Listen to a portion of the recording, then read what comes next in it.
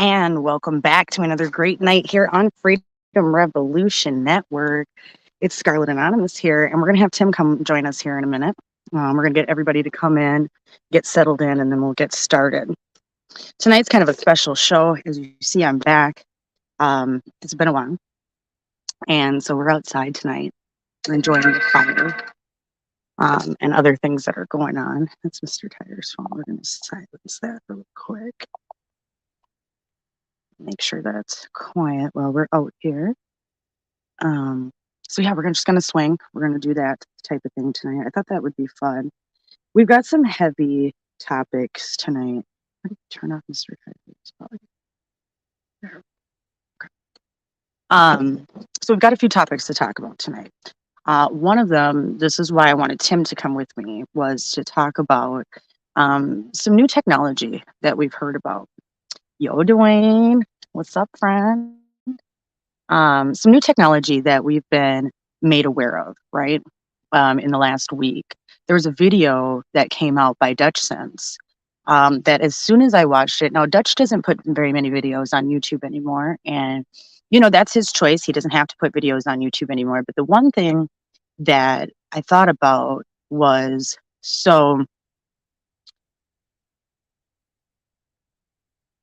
basically, long story short, everything that Dutch has researched over like the last 10 years is absolutely true. Okay. And for those who haven't watched Dutch Sense, if you've been a listener of mine for a long time, you'll know that we reference Dutch Sense here a lot, right? We've used him for earthquake forecasts. We've used him for other information.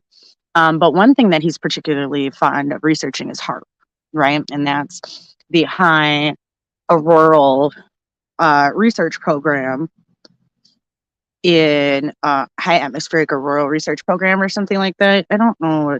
I should know what it stands for. High Frequency Active Auroral Research Program. That's what I thought it was. I put auroral. That's HAARP, which started out in Alaska, and now there are HAARP locations all across the United States and the world, for that matter. And the one thing that he talked about was scalar weapons, right? And TR weapons. And we'll get into this more. But basically, where we're at now was predicted then. Lieutenant Colonel Thomas Bearden put together this presentation, and it was put out in 1988. Okay, so this isn't like a recent thing. This isn't something that just came out. Like, this was 1988. That was the year I was born. So this information has been known for over 34 years. And apparently no one cared. Apparently no one wanted to do anything about it. And so here we are. You will hear things tonight such as that seem far-fetched. They're going to seem like beyond reason. But I assure you, if you watch this video, and we will try to mirror it up on our site. I'll do what I can on that. Because Dutch said mirror it, put it wherever we can. And so we give the full credit to Dutch. And he deserves the views too. So if you want to go over to his YouTube channel and watch it, that's cool too. But I think that after tonight, that's the one thing I want people to do is go and watch this video. It's his latest video on his YouTube channel. It's the last thing he's posted in like the last month and a half. So I highly recommend you to go look at it. With that being said, it puts into perspective that we as the people, we've talked about a lot of government conspiracies here. We've talked about, DARPA and all these programs that exist. And knowing that this type of technology exists, and yet we are literally helpless to stop it, is quite scary. What we're talking about is using frequency. From anything from actual warfare, which would be similar to nuclear warfare, to disease creation, to disease healing, and everything else in between. I mean, you could literally even change human function of cells by doing this. So tonight we're going to talk about that, what this means. Oh yeah, Dwayne put the link in the chat here, and I'm going to put it up on the screen. And so you guys can go check it out. Now, with that being said, Hey, Dwayne, since you're here, do you want to message Tim and let him know that I am ready? Oh, Marf's on. Well, hello to the Fugle fam, if any of you guys came over here to watch. I just thought this was so important to come back with. And we're going to be talking about a few other news stories that I'm going to be coming out with that I think are bombshell, but I'm just going to try to keep them on the down low for now because it's going to be a lot of investigative journalism. I might even be traveling for this project. So I just want people to like stay tuned and watch this space and just be ready for some things to go on. So I'm going to take a sip of my drink while we're out here enjoying the outside, waiting for Tim. Maybe if I open my cup, it might help. All right. So it's a nice night. It's kind of chilly. It's a little chilly, but it's not too bad. Like I said, I'm sitting in front of the fire. I would show you the fire, but my burn barrel is in front of the fire, so you wouldn't get to see much fire. You'd see a whole lot of burn barrel with no fire. So with that being said, we're just gonna wait for Tim here and let him get in. But so let's talk about some of the news stories. So basically, I'm sure everybody by now has heard that the Supreme Court had a leaked opinion about Roe versus Wade, and here we are. So the whole country is fighting. I think this issue is so personal that we cannot be fighting about it in a political arena, nor trying to shame someone or make people feel bad for their opinion either way, right? So my thing is especially as a libertarian, bodily autonomy, right? Bodily autonomy is something that that's all we have is our bodies and our right to maintain those outside of government interference. So the idea that the government would interfere in any way, not so very good, right? Oh, Dwayne just called. Oh, yeah, tell him to get on here. What the hell? Hold on. Get on there. He probably thought you were just calling to bug him, Dwayne. But I actually told you to call. So, but bodily autonomy, back to that. That's the only thing we've got, you guys. Like, that's all we have. So any type of government interference bothers me. Now, do I think the idea of returning it back to a state's right is a good idea? Yeah, I do. Because guess what? That's in the Constitution. So anybody who wants to argue about bringing back like states' rights is ignorant to what the Constitution actually is supposed to do. Okay, it's supposed to trickle up power, not trickle down. So that's my hardest part because I get why people are upset because this could make certain states go very, very the opposite way, very, very conservative, right? And that may be a good or bad thing. We don't know yet. So what we do know at this point is it's not a conversation necessarily for the public square.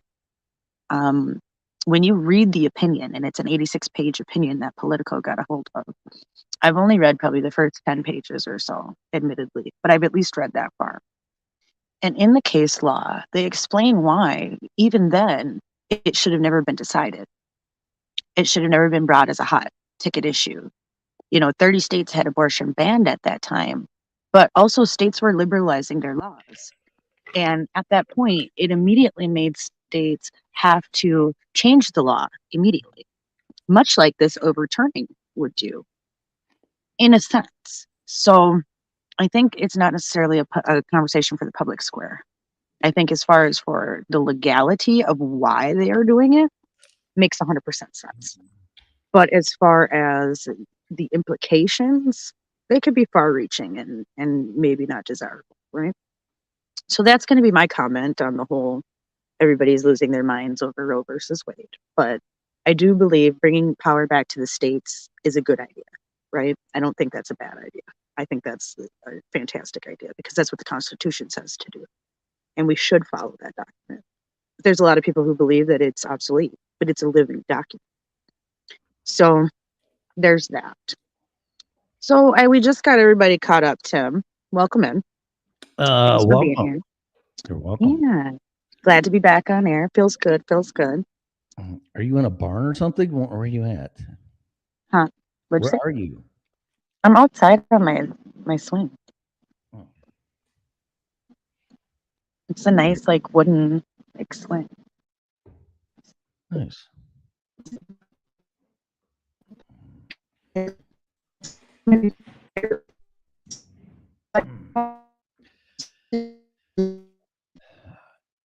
Can't hear you. You're breaking up.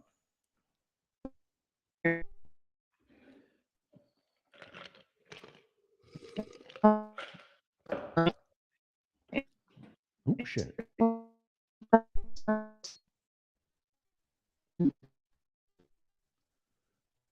I think you gotta get closer. You gotta get closer to the house. Do I have issue? Problem. What the hell, Tim? I can't hear you. Mm-mm. You're breaking up bad. Oh, I am. Shit. Yep. And now she dropped out. Okay. So I missed the whole intro. I sit here waiting for her to tell me to come on, and she came on. So I don't know. What was she talking about? Roe versus Wade, right? I don't know. There she is. Hello. Hello, hello. Oh, Is much that better. better? Do we get better or no? Yeah, we just had to switch sides on the screen, so that's Yeah, why. that happens. I figured I'd hotspot it and see if that would help. Mhm. Because I have another device. Maybe it won't help. We'll see. Okay. Well, it feels like it's been a million years since I've done this, I actually. know it has been a million years since we've done this. Yeah. Well, at least you and I, but it's been at least a month. True. I mean, yeah, that's true. It has been a while for us to be on air. Right. So you were talking about Roe versus Wade, I assume, and some of the things we were talking on the phone, and you're froze up again. Huh. Eventually get this show on the road. Some things never change. Shit don't work. Sorry. Hello, Pamela. Should we play Romper Room? Dwayne's in the house. Let's see, Pamela Okay, my back Tiello. now. Oh, there you you're Is it back. I'm working? just playing and saying hello to everybody. Hello, Tilo. Yeah, I'm trying. I mean, that's all we can only do. We can. Well, you got to get out of the forest and get closer to the house. Maybe. Are you smoking marijuana? You What are know you smoking? what? What? You locked up. Drugs. Ugh. What? I heard Hold that. on. I'm gonna see if I can let myself in. My fucking hair's getting dark If already. I, Crazy. you know, I'm gonna try to see if I can let myself in the back way. You're better. You didn't break up Give there. me a second. Okay. I know, just give me a second because I'm gonna try to get in here the back way really quick. Okay.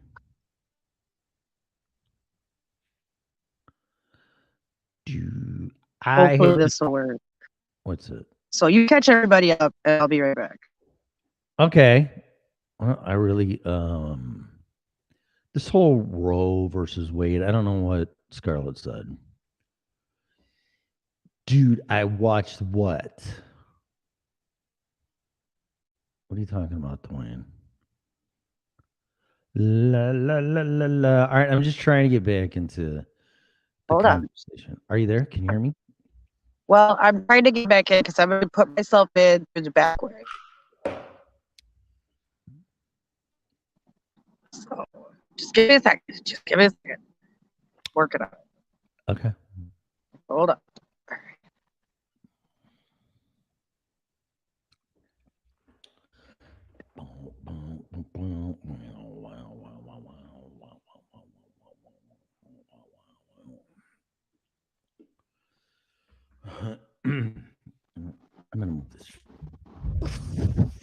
closer. Can you hear me now? Maybe, but I'm gonna Good. kick myself out in a second here. Okay. So I'm gonna kick myself out.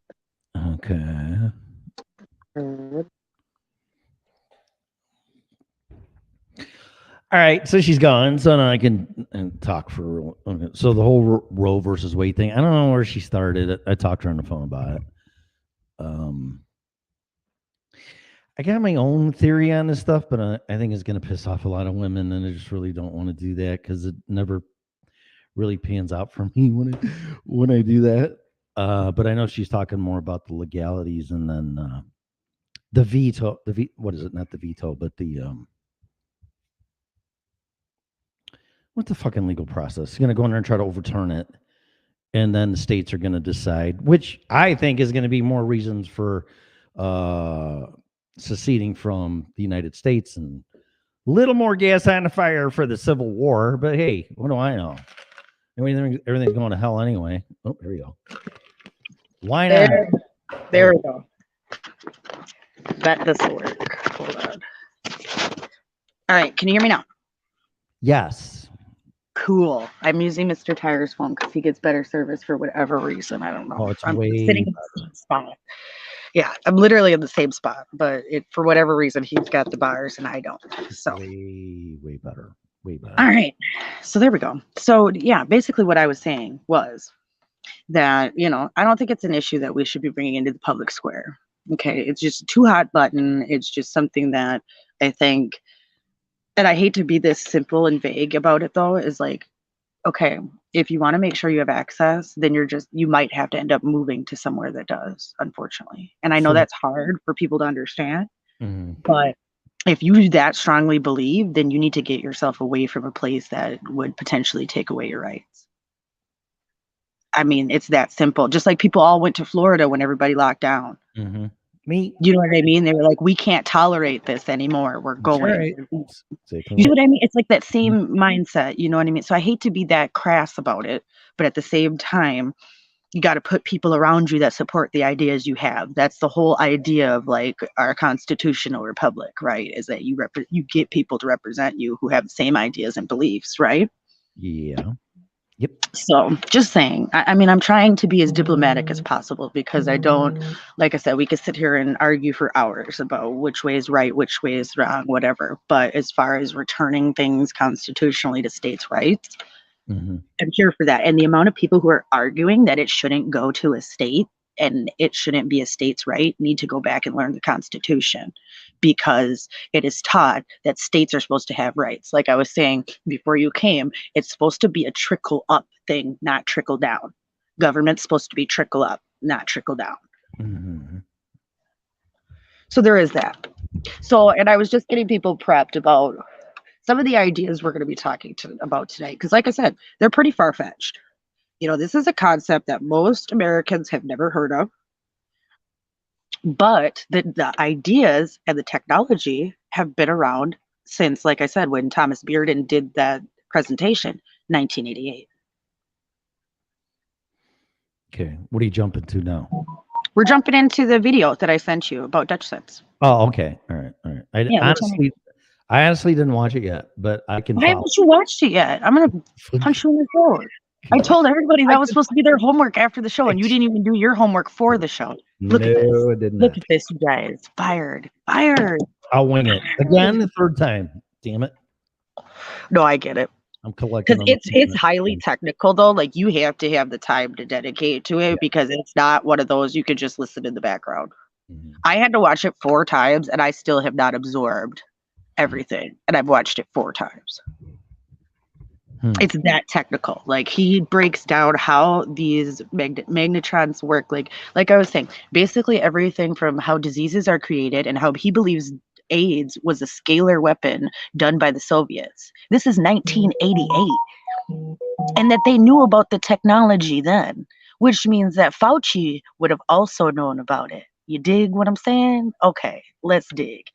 Which means that he believed at that time that more diseases would end up coming out due to the fact that they could use these EMF weapons and these scalar TR weapons. Okay.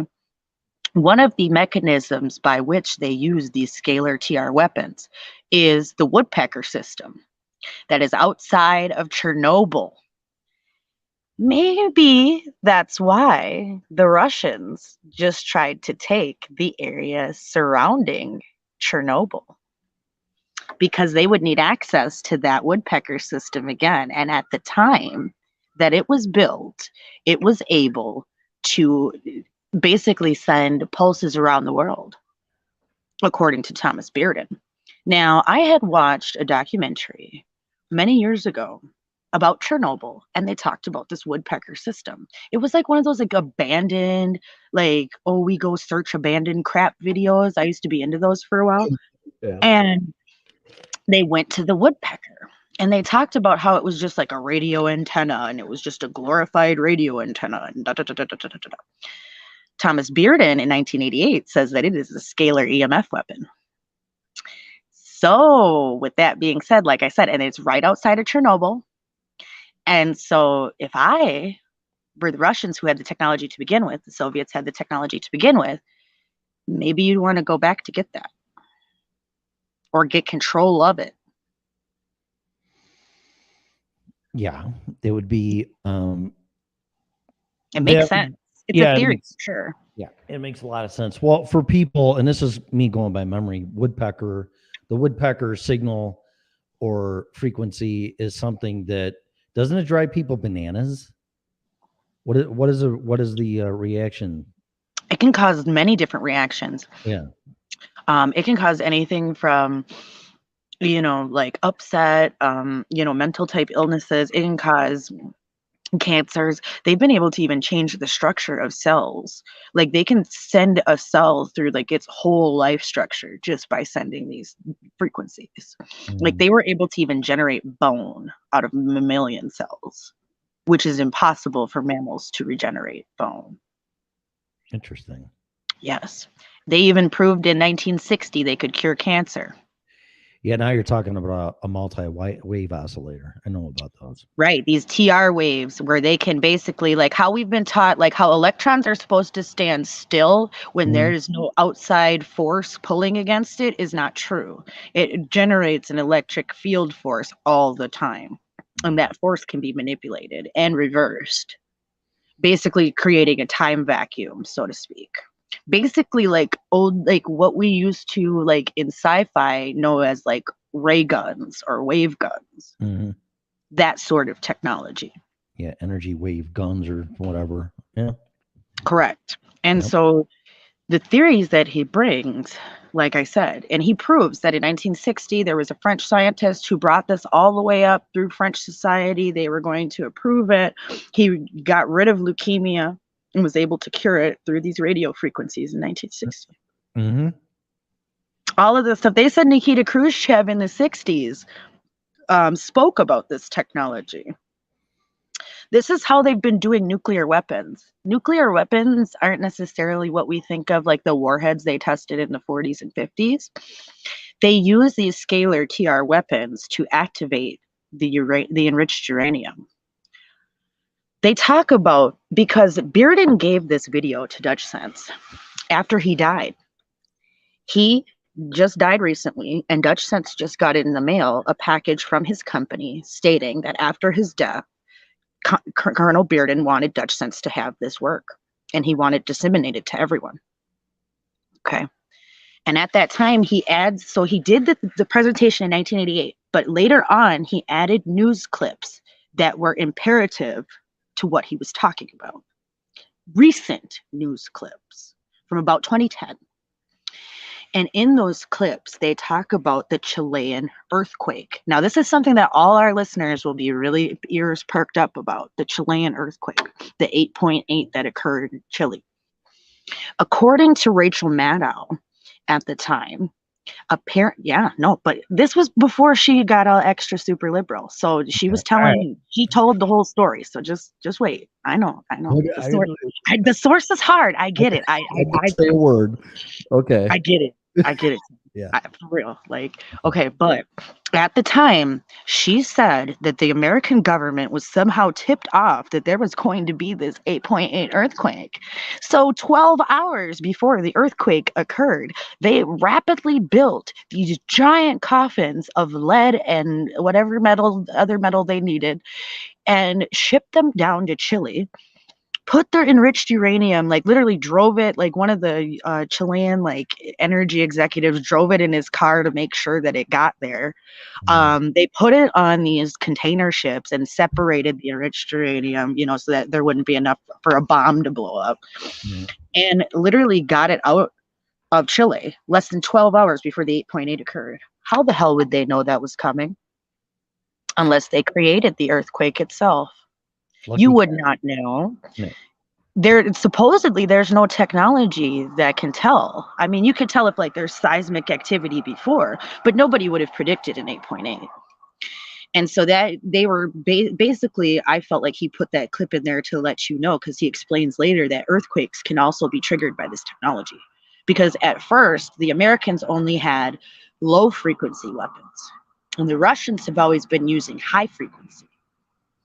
They Which is also, yeah. Okay. Yeah. right, they've been using the high frequency. We've been using low frequency for a long time we were behind.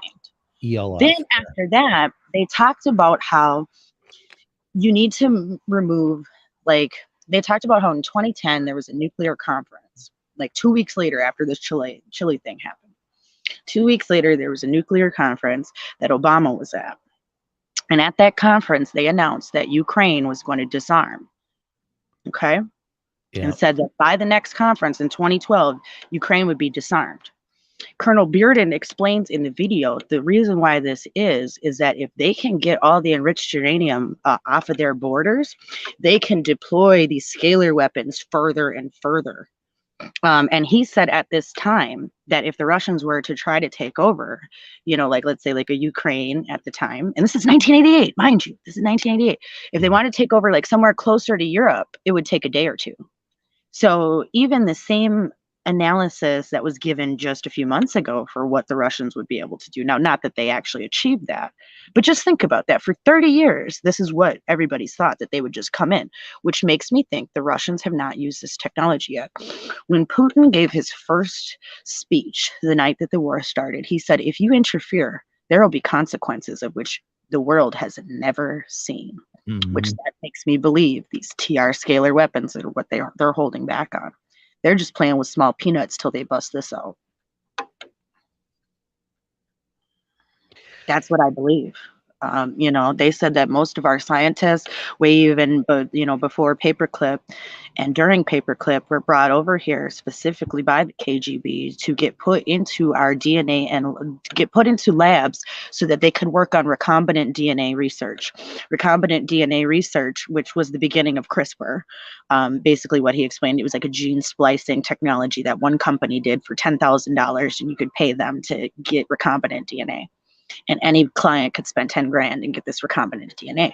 What recombinant DNA allowed was to create bioweapons.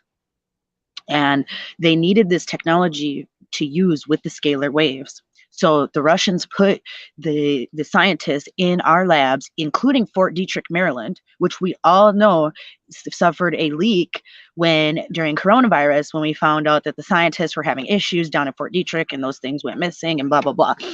So we know, and he said at that time that there were more communists employed at Fort Detrick, Maryland than actual American patriots. And this is 1988.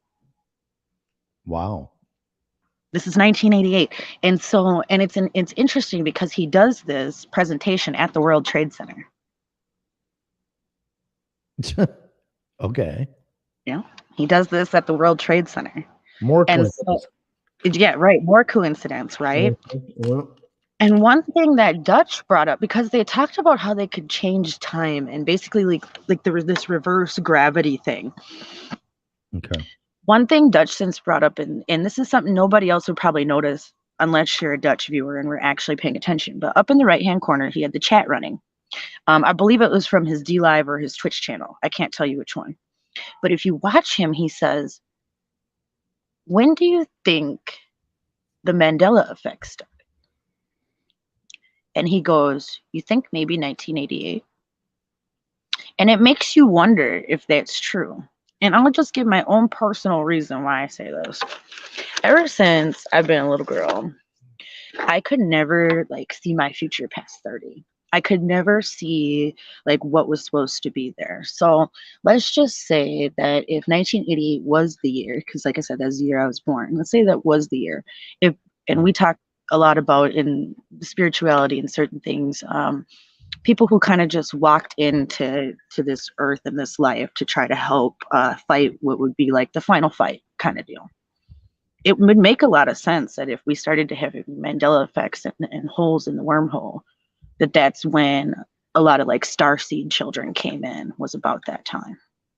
So it just makes you wonder if that's not what it's about. You know, if that's why, that's what causes the Mandela effect, them playing around with these scalar weapons. You know, they're reversing time and messing with gravity, something we don't even know about. But obviously, the Russians have a very good hold on it. Yeah, well, they, like I said, they when I told you on the phone when we were talking about this, the Russians, I don't know if they were working with Tesla or got his notes or whatever, but they were definitely trying to advance Tesla technology. Anywhere from weapons, particle beam weapons, to HARP, to transmitting electricity wirelessly. And I think they made some progress, more so I than we think they did. did. Yeah. I think they had more progress than we ever knew.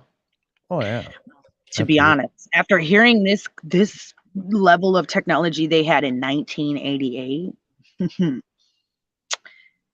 I think we're just catching up now. I think we have made leaps and bounds to be closer to where they're at. Why it wasn't an instant takeover, Yep. right? Mm-hmm. I think that we've at least like tried to level up in that way. Now, whether we're as close as they are, we don't know, because you can't find anything about this. You try to look up Russian scalar weapons or TR weapons or anything that Colonel Billerton talks about, it's scrubbed from the internet. I'm sure if I had a VPN and can search in Russian, we could find it and go onto the Russian web. Right. But as far as what we can find as citizens and individuals in the States, Yep. You're not gonna. Not a thing. No, and it's amazing when you just try to type Tesla technology and HARP and, like I said, earthquake machines. Back when I started looking into it like 20 years ago, it was all over the place. Right. And you can't find any of it really anywhere. No, you can't find any of it now. And I was just looking to see, because Bearden wrote a lot of books. Mm-hmm. And so I went on Amazon. All of his books are unavailable. Oh, And you know when you usually find that, it's probably some good reading. Yep.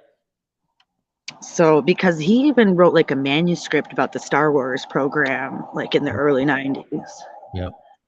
And so he was, I don't know what his military position was, and what his rank was. I don't know too much about him, to be fair. Mm-hmm. I probably should know more, but I don't. Yep. Because I was just so infatuated with the information, because I'm like, he even claims that the Russians did Challenger with one of these weapons. You know, when I saw that thing blow up, I actually thought Gaddafi hit it with a rocket. Oh, did you? Well, yeah, because they said it would hit it and then it would make it explode. So like, that's all that. And they also believe that there was like, I guess, some crash in like 1985 with a bunch of soldiers over Newfoundland or New Brunswick in Canada. 285 American soldiers died in a plane crash. They also believe the Russians were involved with that. I say Russians, he says in the video Soviets, but the Soviet Union doesn't exist, so we're going to use Russians for all intents and purposes, because that's who they are.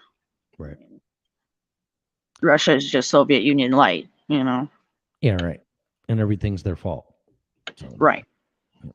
Which, I mean, you know, may or may not be true, but at the same time, if we run around policing the world, why can't they? I'm just asking, like, for fair question and all intents and purposes, like, who made us king of the world? I don't really think Putin gives a shit about policing the world. What I think he cares about when you get too close to his borders, especially with NATO, and he said, "Okay, that's it. That's enough." If in the Cuban Missile Crisis, when Kennedy was, I was just a kid. I wasn't even born until '64, but I think this Cuban Missile Crisis thing happened in. I don't fucking know. It doesn't matter though. But the Russians had nuclear weapons in Cuba. Yep. So it's analogous now to having nuclear weapons or weapons of war in Ukraine right on his border.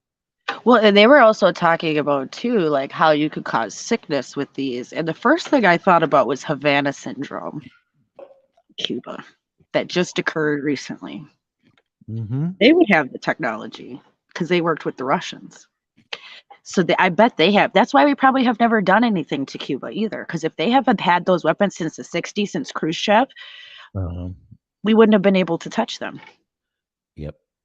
Because they would just set it. You know, we have nuclear power plants in Florida. All you have to do is send a pulse and hit that active uranium, and then that's it.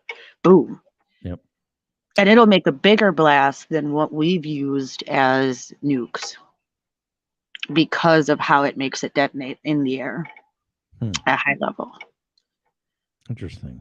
Yeah, the Russians have even created a floating nuclear power station. Really? Yes, to try to bypass potential EMP. Because if they're up in the air, away from where the wave could hit them, if the wave hits on the ground level, they still have power and they still can function. Well, do you see the? Can you see the chat room? Jennifer saying they're going after the Constitution. See that? Yep, exactly. Yep.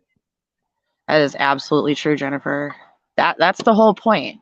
Yeah. They want to take the Constitution, and that's why I said I'm so surprised so many people are arguing about states' rights when that's literally what the Constitution states. Like, return rights to states, let states decide. Like, make it make sense. You know, but that's where I think we're sitting with diplomacy that doesn't kind of make sense because they're dealing with things that they can't admit to the public, right? Because if you have this level of technology, this also could create Tesla free energy, right? So we can't have people knowing about this type of shit because once they know about it, it's going to blow the door open for all. They could literally cure cancer. They're talking about the war on cancer since 1971, and y'all could cure cancer, and y'all fucking around. Could cure all the cancers in the world. Y'all fucking around. For what? To make money. That's all it is because they could cure it tomorrow. And they could charge big bucks for this technology too. You know, Tesla has come out with the new medbed technology. Have you seen it? Have you seen it? And they have Tesla healing centers. There's one in Illinois that are using Tesla generator technology in beds. Go research it. Huh. Nope. It costs, and to buy one for home use is $20,000. They have a smaller, home, a small one where you could buy a few and put it around you for personal. Those are $2,000. It sounds like Star Trek technology. It is. It's next level shit. When you go to their website and look up Tesla Med Healing Centers, it's next level. What they're talking about. This is shit we could only imagine that was happening, and they're bringing it now. All right, so you're saying your head, not finally, but your head is into this Tesla technology, HARP and everything else, which is nothing more than using high frequency radio waves to make things resonate to find the same frequency. Like, for instance, for people to understand this, the frequency of your Wi-Fi is 2.4 gigahertz. Don't quote me on this shit. And then they have 5.1 now too. Okay, but for this example, 2.4 gigahertz is the same frequency that a microwave uses to heat up your food. Correct. Yeah. So let's just go. Let's go further into this now. So let's go into 5G and get really at the tip of the spear. The hell is that? A car fucking around.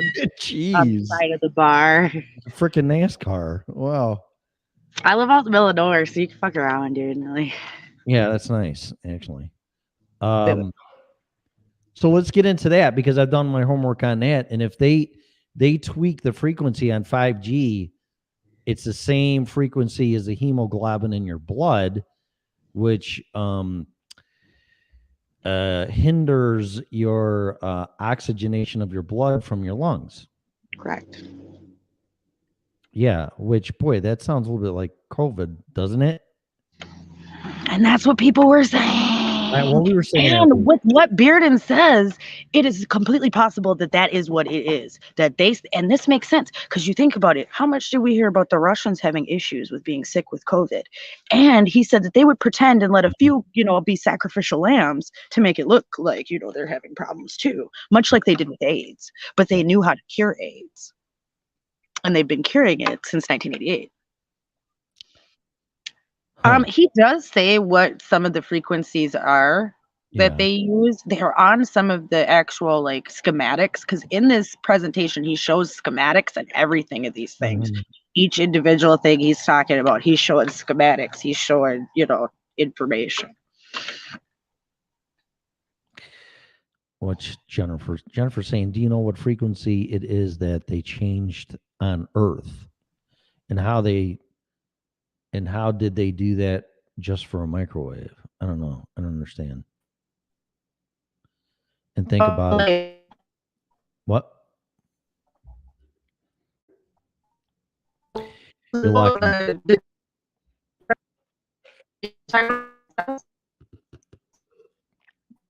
Started on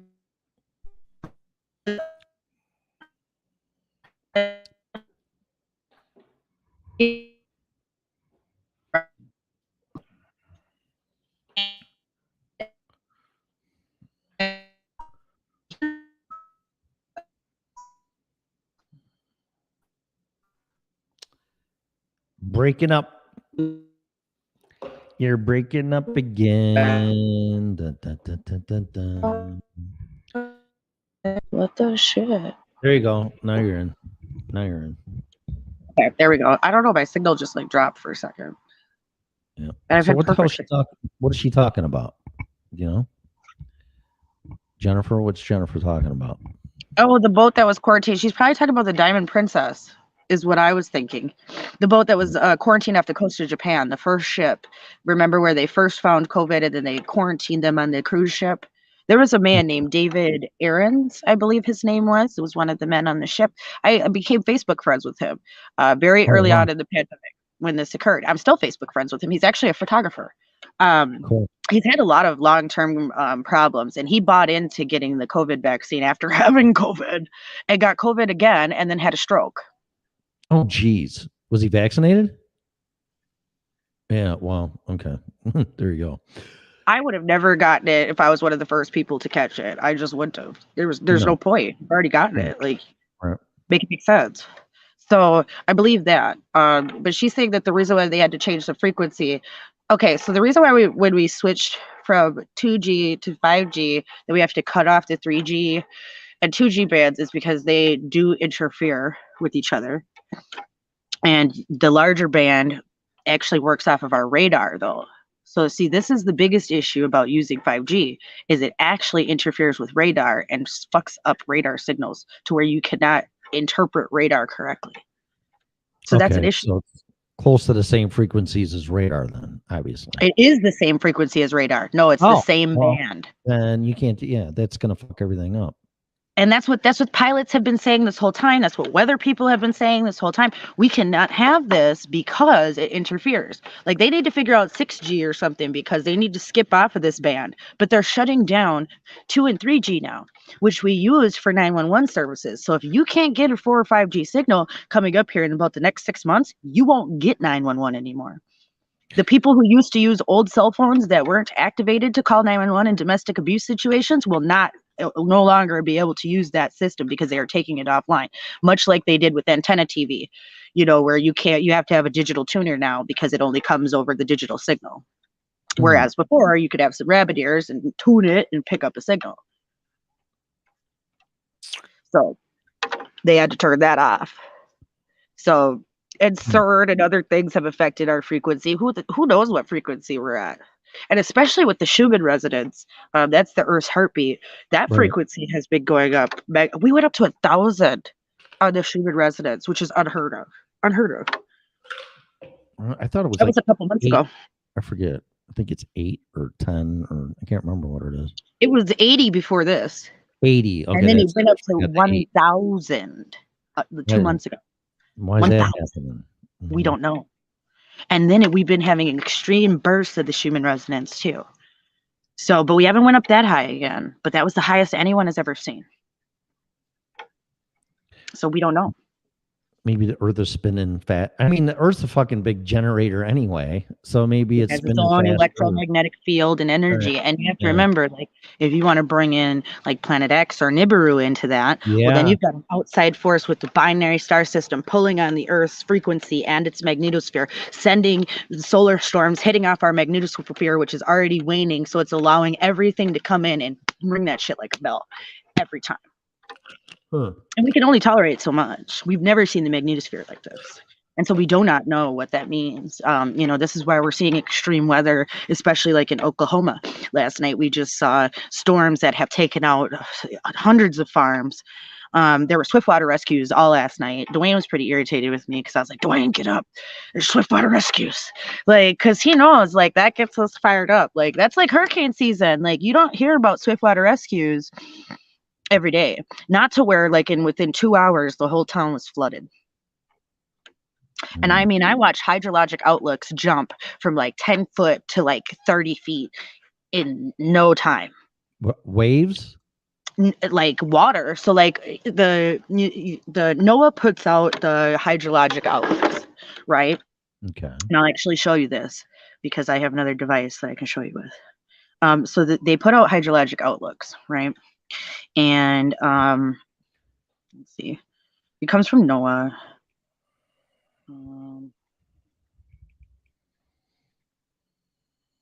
Okay. And it's water.weather.gov for those who want to follow along. Yeah, because a lot of people want to do it. Currently, we have 188 gauges in flood stage, but we have a lot more gauges that are offline for whatever reason. And I know for a fact that in this area that's flooding, most of the gauges are offline. So you're not going to be able to get a good judge because they either went underwater or the power got cut because they went underwater or whatever occurred. Debris hit it. They try to put them up on power poles and stuff, but if the water comes up too high, there's just nothing you can do. Like the sensor's gone. Right. So, and you can't go out there to put it back either. But tonight Oklahoma looks even worse than it did last night as far as flooding. Particularly in like Muskogee, the Muskogee area. Like, okay, last Thursday night, it went from 17 feet, okay, to instantly up to 30 feet, 29.6 feet. Instantly, and within 2 hours. What is it measuring? Water in a river. Oh, okay. River water. The depth? The depth, correct. Okay. All right. Yep. And it went up from 17 to 29 feet in less than 2 hours. Holy shit. Yeah. And so it makes me wonder too. Now we know in the past, when Nebraska got flooded out and our national grain coffers got destroyed for 2 years in a row. Last year was the first year they didn't get destroyed. There was a congressional investigation about a dam being breached. Oh, and let go on purpose. That because the Russians could use that technology on dams to make them weak and break. Actually, correct. They can make anything basically disappear. They can even create holograms out of this technology. Yep. That you would believe it. They could do literally blue beam. They could fucking blue beam us. Yeah, they're talking about that. They're talking about the alien invasion is going to be all a fucking green screen. And they say with this TR scalar wave technology, you can do holograms. So that's all you need. There you go. Yep.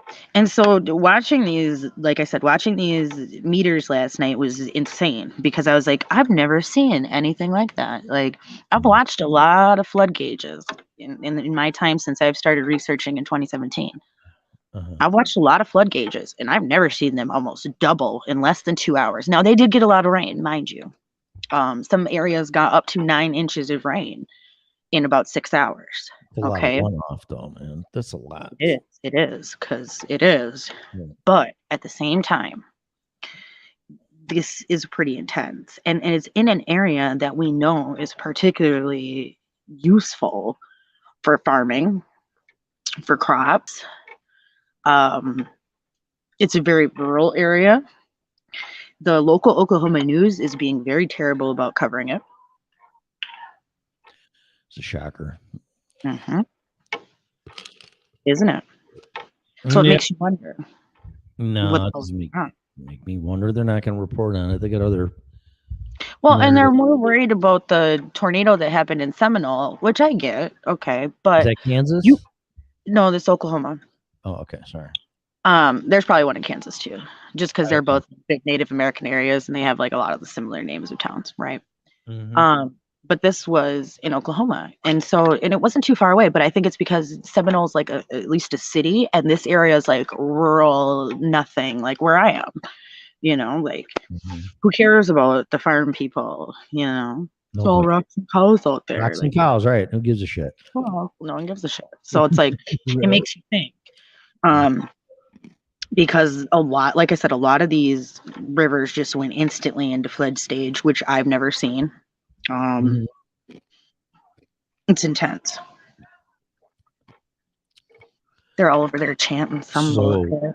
They're what are like, they doing? fuck, I don't know. I was chanting something about fucking, I don't know. And I Oh, hear it over there. jeez. Yeah, I hear it over the fire. It's Wow. not Saturday night. It's Thursday. I Jeez. know. Cinco de Mayo. Cinco de Mayo. Oh, that's right. Oh, yeah. Happy Cinco de Mayo. I forgot about that. Yeah. Put that on Facebook. All right. So, what do we do? Buy a bunch of canoes and paddles? And I mean, what? I don't know what you do in this situation. Well, what the hell's going on? Well, one thing that's going on is the grand solar minimum. Another thing that makes you wonder, though, is scalar weapons. So you could use those to manipulate weather as well. Yeah. Well, it's HARP. So it's which they say doesn't exist. That does exist, but it doesn't exist. Right, because they only use it for bullshit. It can't do anything. It's just a radio tower. This is what they tell us. Yeah, that's an array. That's not a fucking tower. That's what I'm saying. Like, you teach us basic science, but see, they don't be teaching kids now basic science, but they taught us basic science, and then they act like we're supposed to ignore what they taught us. Yeah. That's the part that always bothers me. It's like, make it make sense. Well, that's the hardest part with me living in this time. Is just like, make it make sense. What type of Pepsi cuckoo land do we live in? They're lying, so it's not going to make any sense. You got to exactly. Well, you have to lie, and I get why they lie to some degree. Okay, like certain things, like we've talked about here before during storms and hurricanes, and just an emergency management perspective, you cannot create mass panic. You cannot.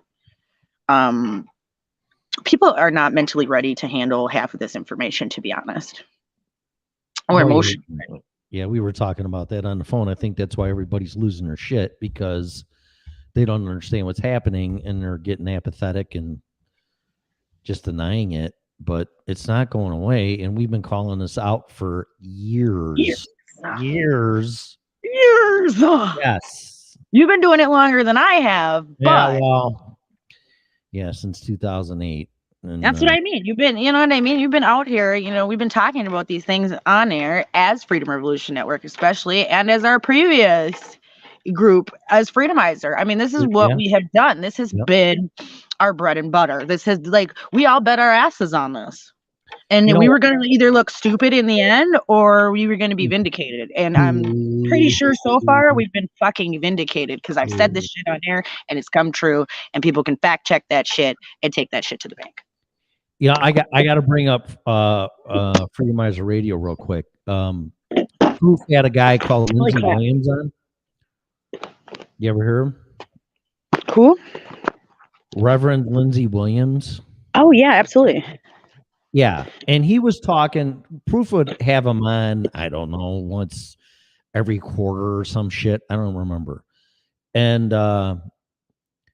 there was one episode where Lindsey Williams was saying, Lindsey Williams, guys, is a reverend pastor, and he was really close with one of the elites that was on his deathbed, and he was telling Lindsey about what was going to happen and all these secrets and shit. And one of the episodes is that things are going to get so expensive that nobody can afford them. And this was, fuck, I don't know, before my divorce, like 8 years ago, maybe. Right. Yeah, because they couldn't tell you a sense of time.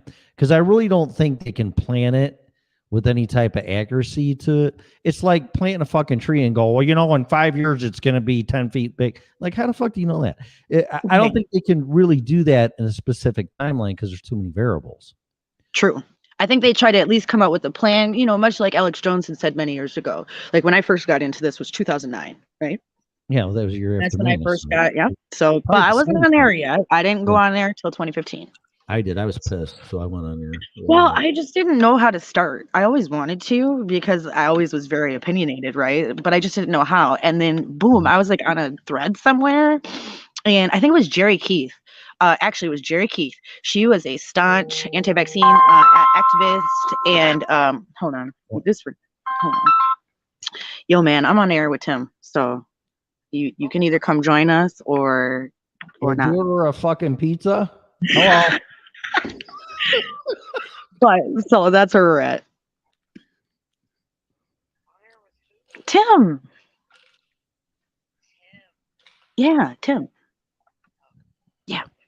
So you can either come and join us or I will call you when we're done. Bye. I figured I could. It was Renette. Red. Who? Oh. Red. Okay. Yeah, so Got it. pizza boy calling. There's no pizza boy out here. I could walk my ass over to the bar and get a pizza, but I'm the delivery boy then. Yeah, right. Do I get to give myself a tip? Why not? So there's that. It's gonna cost you $50. Yeah. Actually, their pizzas aren't that bad over there. No, I know. I've been eating a lot of pizza because they're the only thing that's reasonable still. It is reasonable. Like you can at least go find like a slice or like even like some decent pizza deals like a Pizza Hut or Papa John's or Domino's has the 2 for $5.99 thing where you could get like a salad and a pizza for like $15. What the hell is that? Like, Jet plane? I usually do. No, it's a loud car. Oh, okay. I live on a county road. Nobody ever comes by. That's like the first car since the other cars zip by that's come by. I live on 2 roads though. So like there's a road in front of me and there's a road behind me and I live at like the fork in the road. TLO had a margarita delivered. I hate you. I hate you so much, Tilo. That's the one thing I miss living up here, okay, is delivery. Bruh. Like hey man, can you deliver a fucking margarita to me, please? I can take my drinks to go from the bar though. They let me. Oh, do they? So what is that? Is that wine you're drinking? What is that?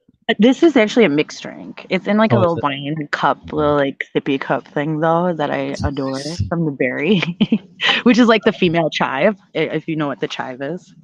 No, what is that? It's like a daily like news thing. And oh like, yeah, no. Yeah, I know what that is. That's funnier and shit. I love yeah, that. I love the chive. And they always like showed like viral videos and random stuff and like, Yeah. but they do really good stuff. Like they have a chive gala every year that helps people like with like people like my son who have like rare diseases or like me who has like a rare illness and stuff like that. And they support them. You know, if you need like a new medical van or something like that, they'll help you like try to raise money. And they've done amazing things. They call them a RAC, so random act of kindness. And then, you know, their big thing is keep calm, chive on.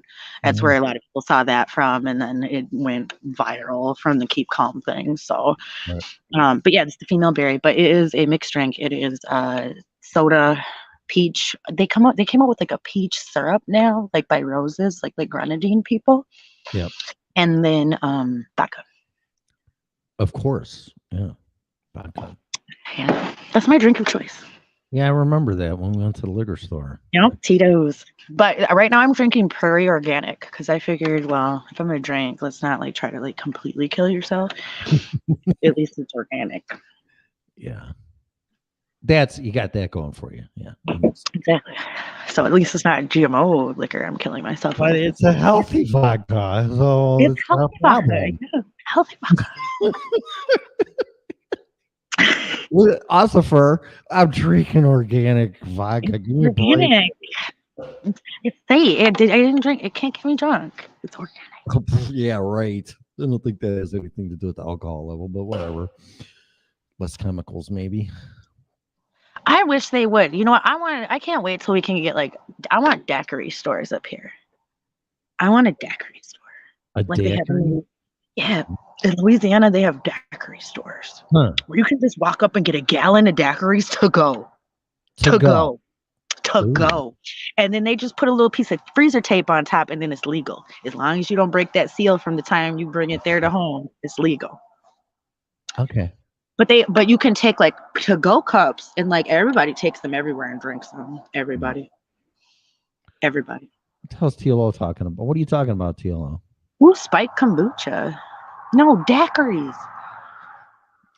What Maverick premiere? They did another. What is this? Hold on. What's this? He said Maverick though, but is it like a Top Gun movie? Yeah, Top Gun 2's coming out. Oh, is that the Maverick thing? Yeah, that's his character name, Maverick. Oh, right. Oh well, no, they called the movie Maverick. Oh yeah. Here we go. It's called Maverick. Yeah, hold on. Top Gun Maverick is what they're calling it. Oh, the okay. movie. All right. Hold on. There's a video. We're gonna watch it. Did he fly the helicopter? Piloting a helicopter? Apparently, I guess. Let's get yeah. Show offy, isn't it?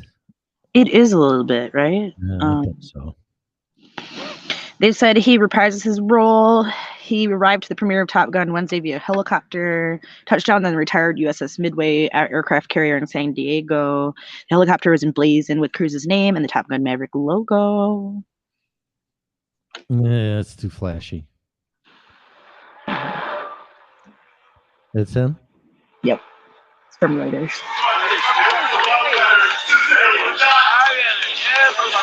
Huh.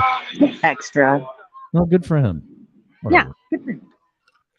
I hope the movie does well. I mean, it doesn't need to be doing that crap, but whatever. Yeah, you would think at this point in time. You know what? Speaking of helicopters, though, I saw a really cool like news piece about it was with Anderson Cooper, but okay, regardless. Oh, please. From that out of Anderson Cooper, please. It was about UVC vehicles. It was about UVC vehicles, which are like basically like piloted drones. Yeah. And they're huge. They're like helicopter size. And like they have like individual little mini propellers and they have individual little mini motors in each wing. And then they can lift up off the ground and then they fly. They're pretty neat. Really? There's like 4 or 5 companies, including a company called Joby. Which the guy, like, I forget what they said. He like created that little weird looking tripod camera holder thing, like the first one that had those weird legs with like the little balls on it all the way down. Yeah, so you could change angle in it. Yeah. Yeah, he created that, I guess. Really? Yeah, and then he left there to then create this Joby company, because they're about to go. They're pre-market trading right now. And so they just kind of opened and they're kind of like a new company. They're in Santa Cruz, but they're really interesting. It's literally all electric technology. And I mean, it looks pretty sick and futuristic. Wait till the sun. You can't see it. There you go. Yep. Oh, okay. Yep. It looks like a giant drone. Yeah. Like legit, like a giant drone.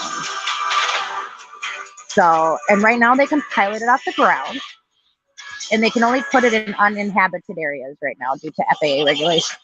But the way he built it bypasses FAA regulation to be a plane. So you can just fly the fucking thing around and fly it? Really? Yeah, he wants to do piloted, like it's not going to be like a personal vehicle. He said he didn't like build it like in mind to have it as like a personal vehicle. He built it more as like a fleet vehicle where you would go and it has room for 4 passengers and a driver and you would use it like an air taxi. Yeah. That was kind of the idea for the technology. Mm-hmm. So Weird, it's interesting. So weird like I stuff said, going on. as far as like the weather and things, so like it brings a new perspective when we talk about a lot of the things that we've talked about on the network over the years. Makes me think back about what it could have actually been, right? As far as preventing it, No, or not preventing it, just that the occurrence oh, like could have been these TR scalar wave weapons and it's not just events that occurred. that You shit's see what been I around. mean? Like, Yeah, it's been around forever. I do want to say this though. I think COVID-19 as a virus does exist, but I think the 5G is could be the next pandemic or variant of it and make everybody fucking drop dead by firing it up. You know what I'm saying? yep, Yeah, absolutely, because they say it's not over. And what if they just didn't turn up the frequency high enough? correct. And then Yeah, they're going to juice it up again now because yeah. you've got places like China relocking down.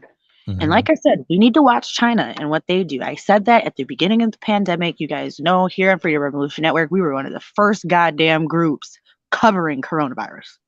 When it happened, like when it When it happened, happened, the day it happened. Yeah, we were there, yeah, okay? We were yeah. there covering it every night for months Hmm. straight. I mean, Yeah. everybody was extremely dedicated. I do appreciate everybody's time because we spent countless hours on air for months Yep. just trying to get that data out, just trying to get people to wake up, just trying to get people to even fucking listen for a moment and be like, hey, this is happening.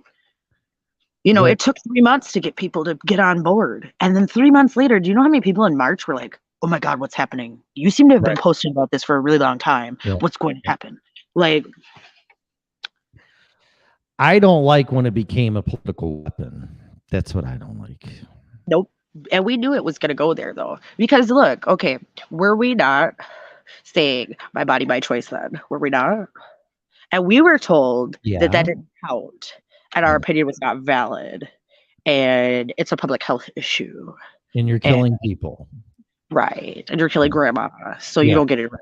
Yeah. But now folks want rights and bodily Yeah, autonomy. but now you want rights. Yeah. Let's just forget that there's another life form in you. Right. Let's cut Just brass forget tacks that. at like the bodily Yeah. autonomy section and portion of Mm. this situation here.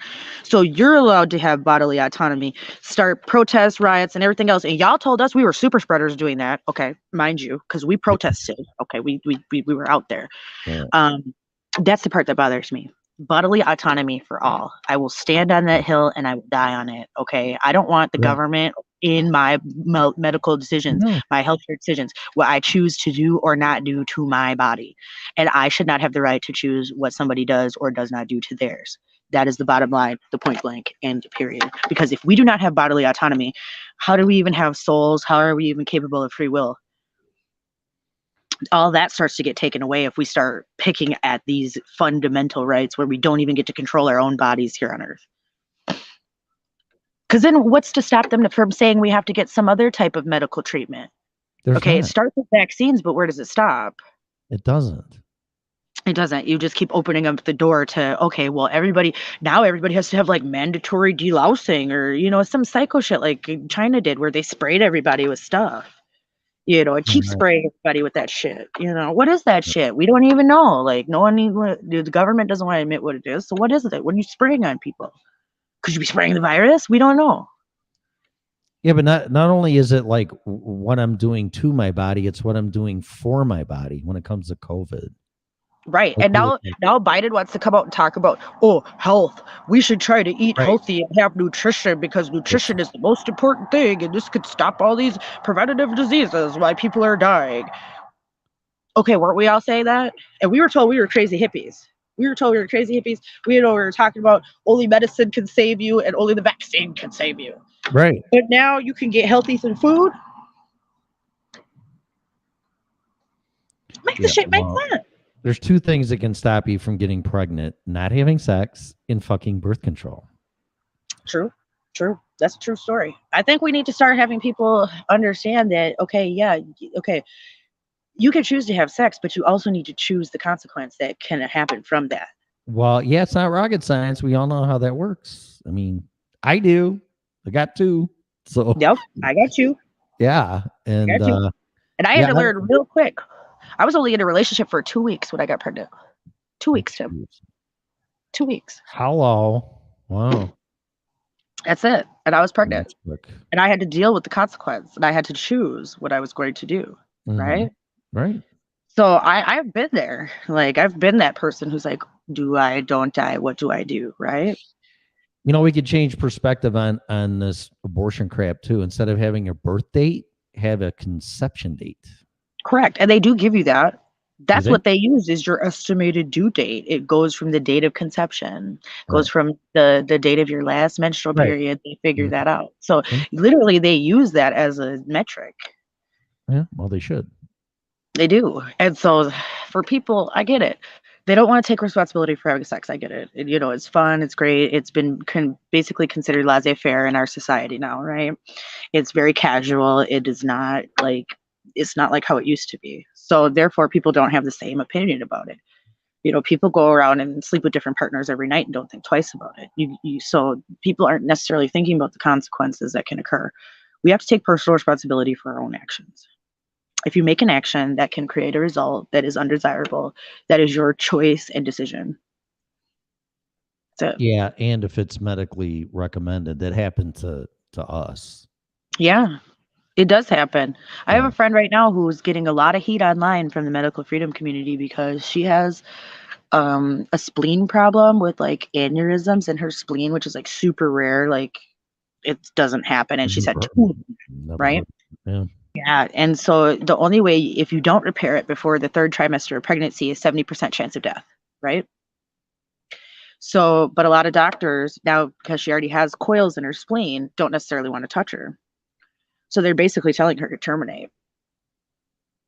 You see, and so she doesn't know what to do. And people were like getting mad at her because she's like, I actually might take the pill and I might do it because I don't know. I might die. I have 6 children. I don't know what to do. Oh boy. Are you going to be there for your 6 children or do you just, trust God and hope that everything works all right? For her, I feel bad. People should be giving her a hard time. What if that was you? You have 6 children. You are pregnant now. You could die. And That's tough. you may not be able to fix your own organ. You see what I mean? So, like, Mhm. we have to give people grace too. We have to give people grace in the same sense. Yeah, and I do. I And mean, that's your call, and that's it is, and I think it it's should your be call. everybody's personal call because I It is. think, okay, yeah, from a logistics point of view, abortion seems to solve a lot of problems because would you rather pay $500 once or $500,000 if you put them in the system till they're 18? Yeah, if you look at it from a monetary point of view, but I mean, I'm just concerned Right. about the If you go from like the humanity soul point, there's a whole different perspective. But if let's yeah. say we're just looking at it from that perspective alone, that could be why the government promotes it. Because they know they can't take care of the kids that are in foster care now. So if we were going to have 10 times as many, families aren't a village anymore like they used to be. There used to be a lot more support for people. There used to be a lot more help. You'd have cousins and family members that would help you watch your kids and do things. We don't have that anymore. Everybody's pretty much damn on their own now with kids. Like, it's pretty much it. I don't know too many people who have like extensive family help structures like it used to be. No. And so that's one thing, you want to say all these women to have babies, but what if they're like all alone in abusive relationships and literally have no one and will literally struggle the rest of their lives because of this decision? We have to really think about like for humanity's sake and for these people, what is best for them. We can choose what we think is best for us in our situation with the situations we've lived in our shoes, right? Because that's the only perspective. Our reality is our truth. That is the one thing I've always said at Clarity After Dark. That is the motto of our show. Our reality is our truth. And only by experiencing different experiences do we have said reality or truth. So therefore, no one else could have the same reality or truth as each individual. There's just no way. There's nobody who's had the same exact set of unique circumstances as you have in your life. And so I try to give grace in that way. Because if you want to think about it from like a grand scheme of things, right? If we're here because God put us here because he wants to see basically how all of these things would play out on Earth, right? So that's why individual souls are here carnating, uh, basically living out different scenarios to give back information to God, right? Mm-hmm. You'd have to have the antithesis and the antithesis. If you think about the structure of like the wheel within a wheel with the angels, you have to have that good and that bad. You have to have the dark and the light. So if you have somebody who's for abortion, you have to have somebody who's against it. It's just the way the world works. You have to have the antithesis and the antithesis. Hmm. Now, once we get off this plane, that may not exist. There may not be any antithesis and antithesis. It may just be paradise, as we are taught. May not be. But what if it is? We have to learn these negative things here on this plane to report back to God. And whether that puts us in what we call the good camp or the bad camp doesn't matter. This is where we are. And so, just like murderers, we can't understand why they murder. Well, maybe because that information is supposed to go back to God, how you live your life and how that happens. It's not up for us to decide if it's moral or if we would have done it that way or this or that. That's for God's personal knowledge to create whatever this experiment is, whatever the knowledge he needed from all of us to be here and keep incarnating. That's up to him what he's going to use it for. We don't know. We don't know what this is about or what we move on to or what it is. But if we're going to go to that, I try to ground myself in that yeah, there are, because people always ask, why do bad things happen? Why does God allow bad things to happen? But if you think about it from that perspective, just like the yin and the yang, those things would have to exist. If there is a dark, there must be a light. Yeah, I was gonna say I think it's all about karmic life lessons because you talked about reincarnation, so coming back and learning your life lessons. So something bad has to happen to you for you to learn your lessons. So I mean, I don't really think God lets it happen. I think we create it, is what I think we do. And that information goes back, right? So whatever free will decisions we make here then create actions and ripple effect, and then that information gets brought back to God. Yep. And you ascend, you keep going up until you're done, right? Until you've achieved whatever that is, whatever the magic formulation is. But I do believe that. And so that's one thing that keeps me going when I keep hearing that, because people are always like, how can you tolerate listening to all this negative shit all the time? How can you how are you not depressed? And I was like, I'll tell you why. Because if evil exists, that also must mean good exists. Mm-hmm. And if there is a fight for good, there's a fight for evil. And so it has to exist. Otherwise, how could we perfect our souls? If it was paradise here, what would the point of living be? Right. There would be no point, because we were already there as souls and entities, perfectly fine. So I try to keep that in my mind because I think that helps me make it through when bad shit. The Ruth Montgomery books help me with this, and it's always life lessons. And if you're a person right now that's a racist, let's say you hate black people, they're gay, and that's enough, I guess. Right. So you're going to come back in the next lifetime being a black gay person to learn your lesson in the harm that you did and the pain, not necessarily the harm, but the pain you inflicted on these people because of the way they chose to live their life. Right. And I do believe it's also a conflict in, now gender identity, but homosexuality. If you were a male and you get reincarnated into a female, but you're going to still be attracted to females because in the past life you were a male, so now you're a lesbian. Right. So maybe you're learning two lessons at once. I don't know. Could be. Yeah. That's definitely a theory. It could be, and it would make sense. Oh, absolutely. It makes sense. So I'm like, okay, I can deal with that. Yeah, because I would think that the unique experiences that we're experiencing here for a reason. Mm-hmm. I would hope that reason is betterment of ourselves and of each other. Mm-hmm. And so that's why, when people are like, why do murders happen? Well, these two souls needed to learn their lessons individually. That ended up having to be that one took the other's life. And their souls learned different things. Yep. Through that action. Not that they deserved it or not that it was warranted, just that these two souls, because I believe in blueprints and soul contracts.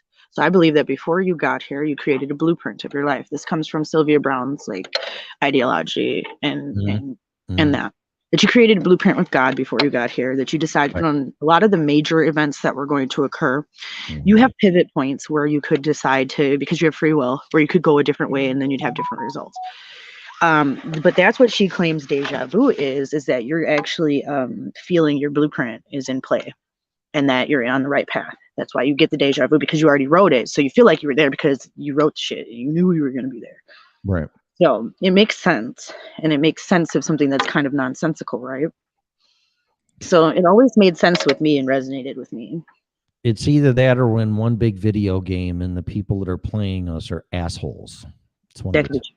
I mean, I'm here for that too. Yeah, I mean, it's one of the two. I'm not sure yet. Or we're a simulation, I guess. Exactly. Yeah.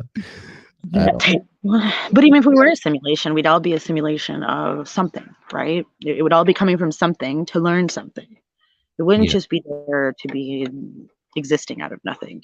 The chances of that, even statistically, are so extremely small that they already can't statistically explain how we exist. Because the statistics of actually having potential cells just combine is almost statistically impossible. So it makes you wonder how we got here and how, the Big Bang and all these things that we're told exist, antimatter, matter, all these things. Well, if there's a creator, you have to ask who created the creator. Right.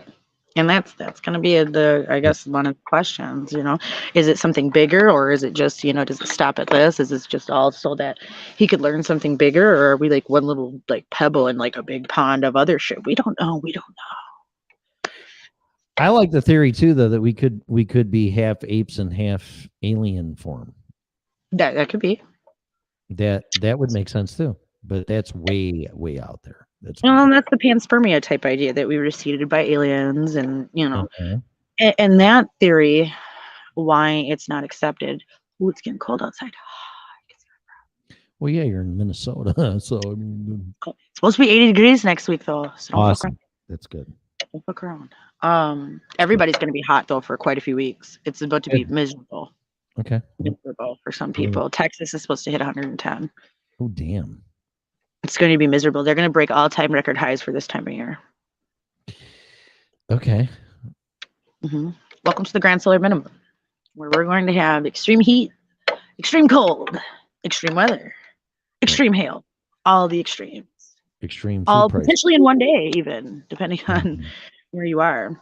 We've been starting to get some storms that are like literally encompassing almost all of the United States at once. And there's a time where I listen to Mike from Around the World. He is on Paul Begley's channel. And nobody really knows who Mike from Around the World is, right? Because I showed you that one video with Mike from Around the World. And he's still been on point, though. There's a skunk out here. Where is it? Probably.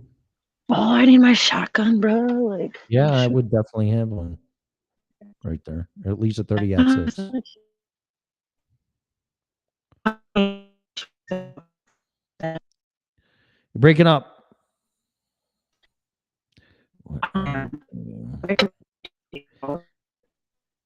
So rude. Okay, there we go. Oh, yeah. If I don't mute my mic, I'm back. Yeah. Okay. Well, speaking of being on planes, I told you this when you called. I saw Doctor Strange. Yes. Very good movie. Highly recommend. Yeah, it's kind of like I would say you have to be familiar with Doctor Strange. You definitely would have to see the last Spider-Man movie where Doctor Strange is in it. Okay. But it gets into metaverse. I think it's called Doctor Strange Metaverse Madness. And it's kind of a sequel of the Spider-Man storyline, except Spider-Man's not in it at all. Okay. So it's just like the Marvel universe then. Yeah, it's multiverse, just shit going fucking nuts, man. It's I'm gonna have to watch it again because it's that jumping around ish. Oh, where you can't even like kind of pay attention to what's happening type deal. Yeah. I'm gonna go see what if there's like a synopsis about it. Yeah, there's like multiverse Doctor Stranges. Oh, let's watch the trailer. Yeah. Every night, I dream the same dream.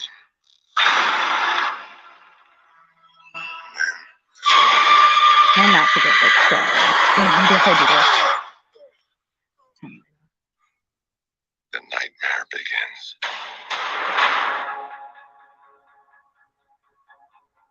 I did what I had to do. To protect our world. You can't control everything, Strange. You opened the doorway between universes. We don't know who or what will walk through it. Wanda, what do you know about the multiverse? Biz had his theories. He believed it was It dangerous. is some good music too. He was right. Oh, look, CLO said he heard it was all over the place. What? The movie? Mhm. Yeah. Desecration of reality will not go unpunished.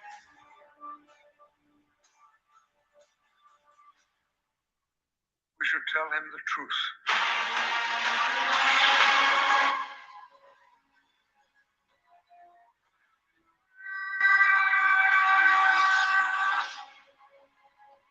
But that makes you think, like when they said, right, like when they talked about like how like we don't know what's gonna come through. I turned off my lights and you can't see me as well. Because I have light. That way it can be seen. It's a bright ass light too. Yeah, it is. You're like on stage. It's like fuck. Yeah, well, that's what I figured. I was like, I need to have enough light so everybody can see me, because otherwise, I'm like I mean, you can kind of see me in the dark, but then if I sit back here, you wouldn't be able to see me. It's Like, kind where of creepy. It looks like a ransom fucking message. I know, right? Like, I got Well, some speaking of, children. Go well, ahead. you know, Anonymous threatened the Supreme Court. No, I did not. They were like the GOP and the Supreme Court. If they don't calm down, they're not gonna like it. I don't like Anonymous being used like a weapon like this. Whoever took over Anonymous is dangerous. I'm gonna tell you that right now. Anonymous used to be like, that's why I named myself, like, in a way, that's why I named myself like Scarlet Anonymous, because like Anonymous was Legion. Like everybody was like on the same. Oh, it's not for the anonymity. It's because of. Exactly. Oh, I didn't know that. Yeah, it is for the anonymity, but Anonymous. Yeah, I know, but we are Legion. there's more to Absolutely. it. Yeah. So, and like the Scarlet letter. So Scarlet Anonymous, like Scarlet A as the red scarlet letter. You know, like being the voice of the people, right? So that's why I named myself Scarlet Anonymous, because it's like the scarlet letter of the people, right? Like I'm the person who says the shit that everybody wants to think but doesn't want to say because they're afraid to say it, Right? For fear of retribution or whatever reason. Yeah. So that's why I named myself that. But when you think about that, there is some Evil Dead in the movie. I don't want to give any spoilers out. No, I hate people who give out spoilers. So like trailers are cool, right? Because that's what they want you to see before you get you in. But yeah, I don't like spoilers. But it makes you think, like you said, when you open up a wormhole, you don't know what you're gonna let in. Do you know that NASA is now sending out naked drawings of human beings to try to get aliens to contact us? Are they attractive or are they big and fat pictures of aliens? I don't know, but I was like, they're pimping us out to these aliens. Huh. Whose pictures are they using? Whose naked bodies are they using? They better be attractive. The model? Who is the model? Yes. And how do we know that would be attractive to aliens? Well, I don't know, but I'd rather look at it. It makes you wonder, especially about the people who talk about like abductions and being sexually assaulted by aliens and things like that. Like, because a lot of people talk about like how certain treaties were broken with the United States government, why certain alien groups don't speak to us anymore, right? Yeah. Like Eisenhower fucked shit up for us, right? And so when you think about it like that, like, are they trying to entice some groups that once used to come and like human beings in that way? Like, I just feel like they're pimping us out, though. Interstellar dick pics, yes, they are unwanted. Yeah, Nobody I- wants that shit. I like Nobody looking at wants it. that shit. Yes, TLO, my man, Oh, that's TLO. hilarious. For real though, I swear. Yeah, that Yo, did pop into my head. It's like, what are they doing for your anatomical sex organs? that's what I mean. And why Yeah. drawings? Why not like real life pictures? Like Well, you better have a nice set I of had tits. posted this That's what I'm saying. article. I don't know if you had saw it, but I had posted it on my Facebook the other day. And a lot of people found it amusing because I was like, they out here pimping us out. I was like, they out here pimping us out. This is terrible. Like, did we agree? Can we at least try to vote on this as human beings before y'all do this shit with the aliens? Like, can we at least say as human beings, like, okay, yeah, would y'all like to contact the aliens? Okay, yes, we would like to contact the aliens. Or we're gonna send out these radio signals. Like, do we want like can we have a group consensus? I just want to know. Can we just have a quick group vote? Like who's in favor, who's not? Because what happens? Like they said, you let something in, you don't know what's coming. So we let them in, and then what?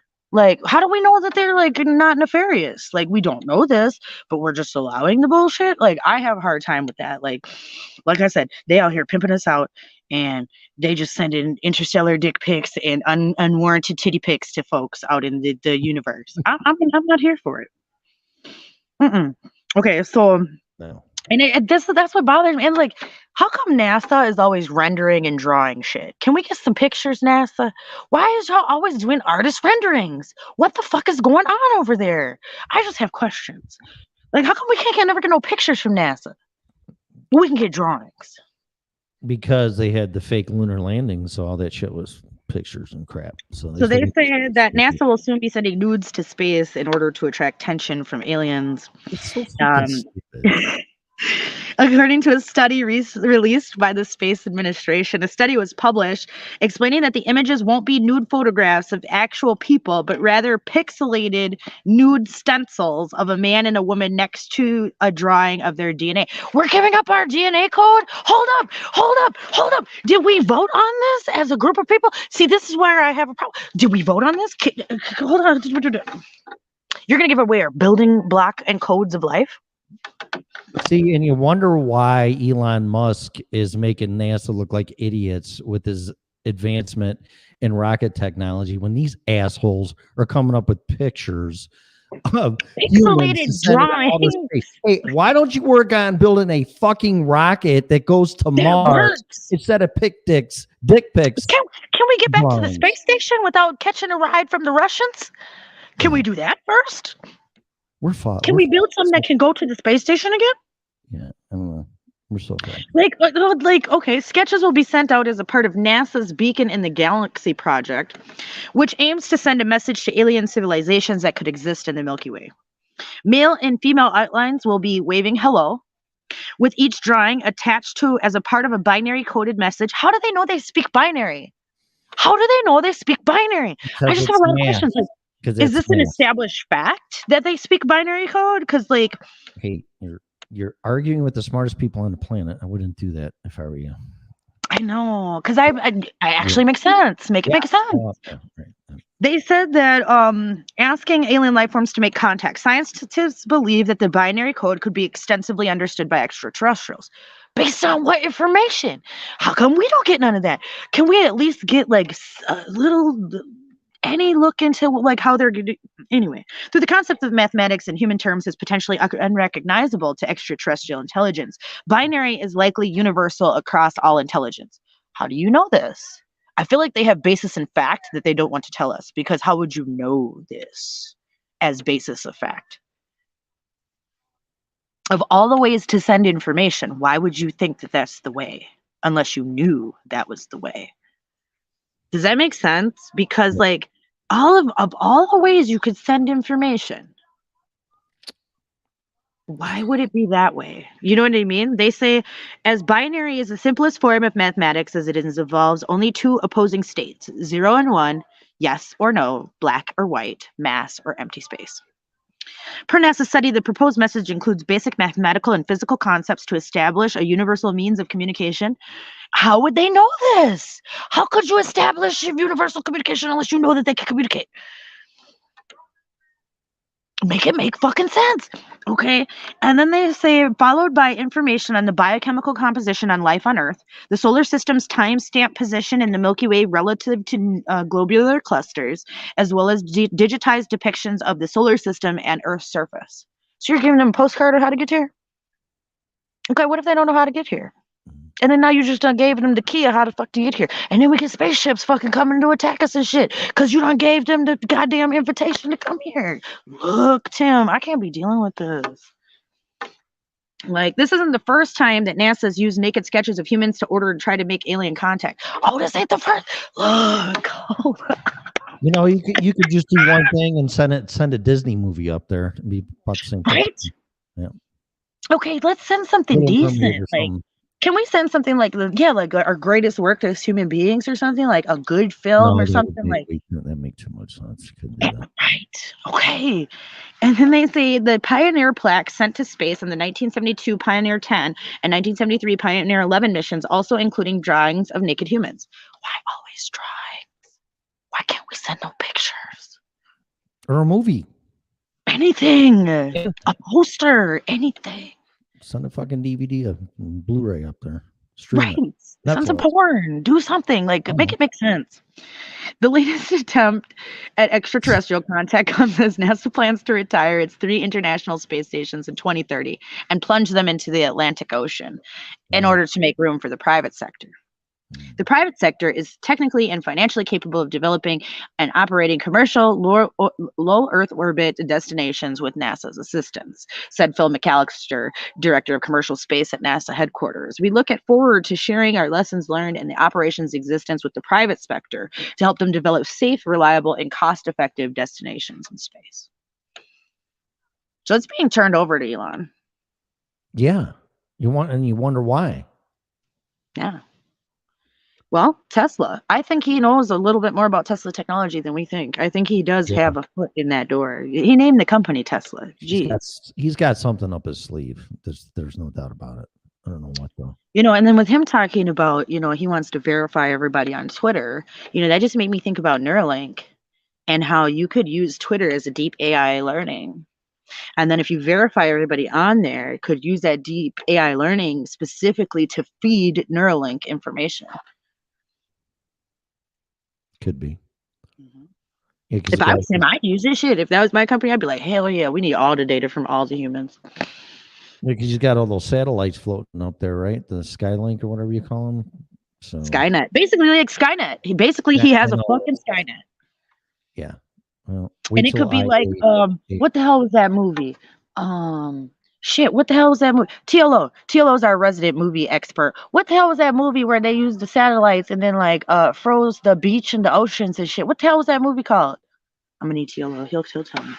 Because that's what that reminds me of. Where like they were on a beach in like Brazil, and then it turned like winter instantly because they had hit these satellites, and then they were in the sky and they were low Earth orbit, and then it changed like the frequency, and then it hit Earth, and then it like changed all the weather and like froze folks out, but then burnt other folks up. What the hell movie was that? I don't know, but I want to watch it. Yeah, it was good as hell. No, it's worth watching because it literally made me think like.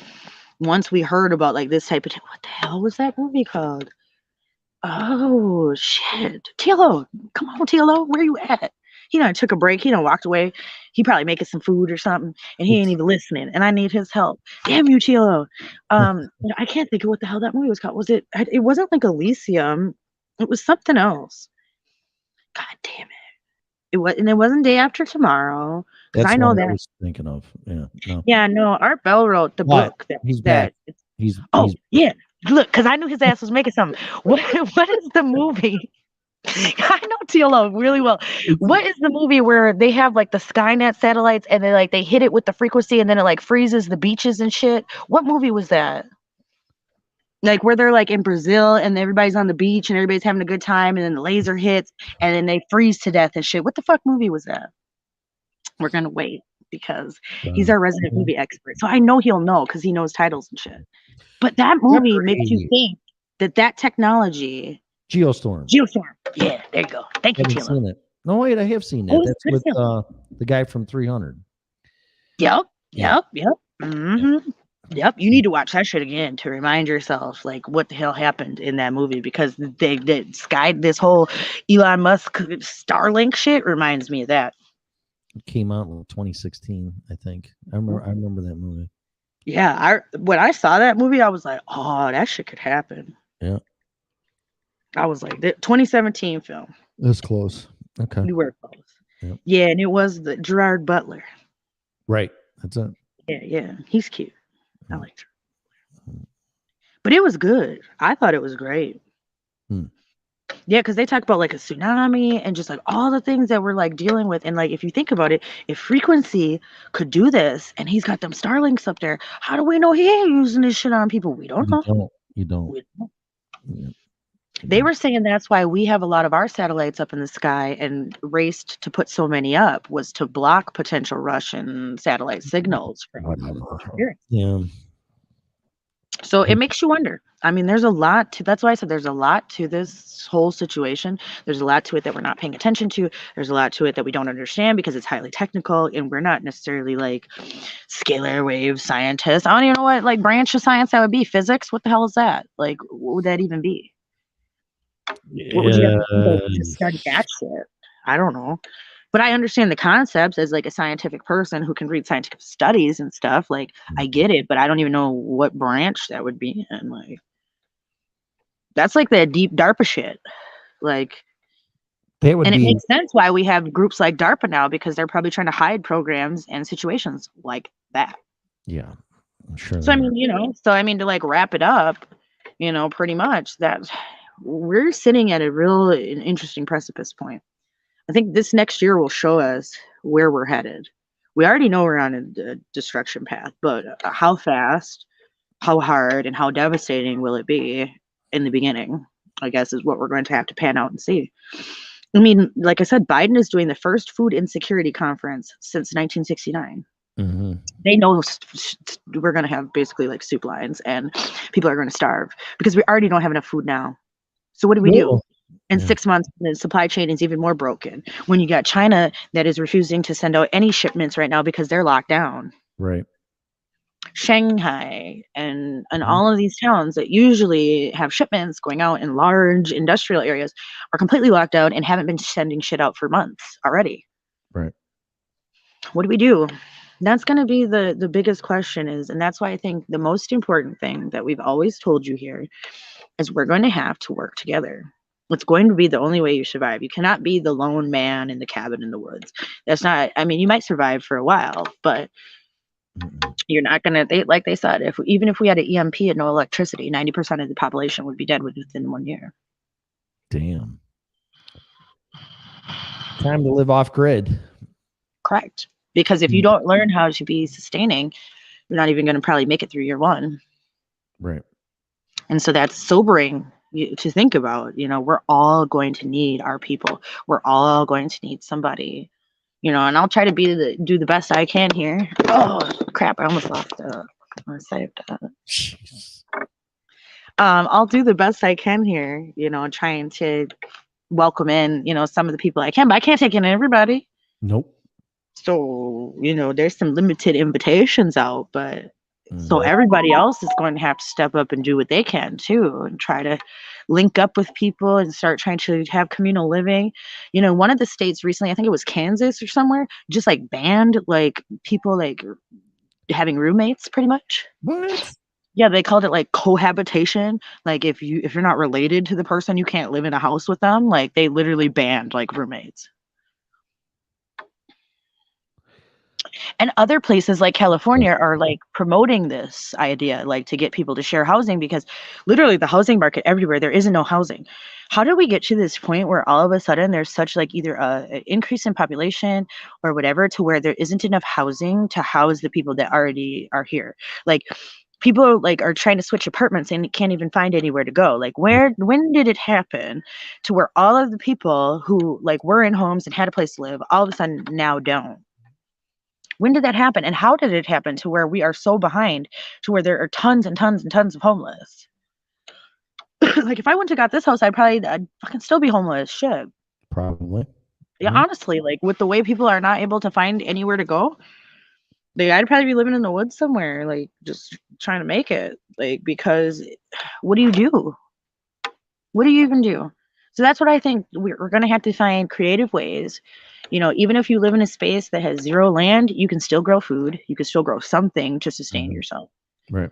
Even doing microgreens, those could absolutely sustain you. You buy a big 20-pound bag of microgreen seeds, and that could last you months just eating off that. And that has tons of nutrients. So, I mean, that's something like even in your apartment you could grow. Yeah. And they grow in like 4 days. Oh, wow. You'd have some little sprouts at 2 days that you could eat, Well, I think it definitely deserves future shows. And I see that the Freedom Revolution Facebook group page is mostly about that right now. Correct. Our Freedom Revolution Network Farmers Group. So everybody come over to Facebook and join Freedom Revolution Network Farmers. There we're going to be posting a lot of like specific farming, homesteading, survival type tips there. That's where we're going to push a lot of that stuff. The main page I like to, and the main group I like to put like news stories and all that in. But I figured we would make Freedom Revolution Farmers because I live on Freedom Revolution Network Farm. So we might as well show everybody what that's going to look like. Yep. The next couple of weeks, I'll be showing everybody what it's going to look like to plant your garden. So we'll try to do some live videos with that, showing people how to plant, what to do. Because I think physically showing people helps more than just kind of explaining, because a lot of people are like, well, I don't know where to start. I don't know what to do. And honestly, gardening is like play for adults. You just got to figure it out. You just got to put a seed in the ground, water that shit, and see what it does. Is it going to grow? Doesn't it? And, if you can, keep a little journal. Say, hey, I watered it this much this day, and, it's not growing. And, I did this, and then it died, or whatever. Just to try to, in the beginning, trace back your steps to figure out maybe where you went wrong. That will help you be able to build on skills. It's taken me probably 8 to 10 years to be able to grow things the way I can grow them now. So if y'all ain't put a goddamn seed in the ground, y'all behind, and you're going to have to catch up, because it takes a learning curve. It's not just instant. I plant shit and it grows. Right. You got to understand different pHs and different plants, what different plants need for nutrients and soil, your own soil, or if you're growing in pots, what you need to add so that you can maintain and proliferate. There's a lot of variables in gardening, and it may not go right even if you do everything right. There could be outside pests that come and take your crop out, weather that takes your crop out. So, I mean, you could do everything right and still end up with nothing. So you have to at least learn multiple skills to try to maybe somehow make it through. That's where I see it. I think you got 2 to 5 years to figure it out. Less than 1 year till pole shift. I didn't want to say that, yeah, but I think you have to say it. Like, there's a verse in the Bible that says to not speak is basically the same as to not act, and that is evil. Oh, when you're in the face of evil, if you don't speak, you are complicit. That's what the Lord said. Okay, so a year for sure. It's about a year for pole shift. Now, what pole shift brings, we don't know. It could be very serious and upend everybody's lives. It could also not be as serious and could be more subtle. I have a feeling, though, if you go research magnetic pole reversals in previous times, not good. Most people will be dead. Yeah, depending on how bad it is. Yeah, it's just straight the fuck up. Like, most people will be dead. Just from the pole shift itself. That's not even like trying to survive afterwards. It's just the event itself. Well, because it literally rocks the world. Yeah, it'll be cataclysmic. There's no doubt about it. And we've got less than a year, and that's if it doesn't speed up. Like, that's if it doesn't speed up, and we're moving 5 miles a month every month. What, the poles? Yeah, moving towards 40 degrees north. 5 miles a month towards 40 degrees north, and we're almost there. We've got less than a year. By March of 2023, if we keep going 5 miles a month, it will be in March of 2023. If we go any faster than 5 miles a month, we start going 5.13 miles a month, 5.25 miles a month, it's going to be faster. It's whenever it hits 40 degrees north, rushing and racing towards Siberia. This could also be why Russia's trying to get in position. Okay. because Could they know be. they might have to move their people inland. Mhm. That could be too, Could be because that. it's rushing towards Siberia, the pole. So that could be the new South Pole or North Pole, depending on where it lands. Yeah, right. Exactly. There's no like guarantee about where the pole will actually end up settling. It Well, picks a yes. whole new position to be in, and Yeah, we will have new North and South poles. it'll pick equilibrium, whatever that is. And does that mean now we're going to be like a subtropical climate up here, and like everybody down south is freezing to death? We don't know. You know how everybody said, "Oh, you want to be by the equator." Well, what if the pole settles at the fucking equator? Right. Then what? It could do 90 degree. It could do a full reversal. Who knows? I mean, Yep, wow. or anywhere in between. Right. You know, it could go side to side instead of up and down. Correct. A pole doesn't necessarily always have to be negative and Right. north and south. It could be east and west poles. Could be. Yep. We don't know. And so that's why I think the pole shift is one of the things that, if you look historically at what that means, if we look at the data, it's bad fucking news, man. It's just not good news for us as human beings or individuals. And I can't sit here and be like, oh yeah, it's gonna all turn out, because it's fine. It's gonna be fine. Like I just can't sit here and tell people that in good conscience. It could be fine, and nothing could happen. And then shit, No, we're there's bueno. There's going to be land where land wasn't, and there's going to be water where water wasn't. So it's going to just be all different. And that could be when like that 1,000-foot wave comes to hit like California and shit during the pole shift. That's what they talk about, is when the pole shift, that water's gonna fucking move. Yeah, take everybody out. There'll be tsunamis. There's no doubt. All that energy. They say everybody like east of the, or west of the Rockies would be taken out. Well, I'm right at that line, actually. So, yeah, you are. You're a little bit inland though, because the Front Range is kind of far away from the Rocky Mountains. To be fair, they always try to act like you're in the Rocky Mountains, but you're really fucking not. Like it's the beginning of the range of the exactly right. But the Rocky Mountains are on the other side of fucking red. So like in the beach of the ocean, you're in the ocean. You're just at the fucking beginning of it. So exactly right. You get what I mean? So like there's that. So I mean, it's scary though to think that, the whole West Coast could be just gone.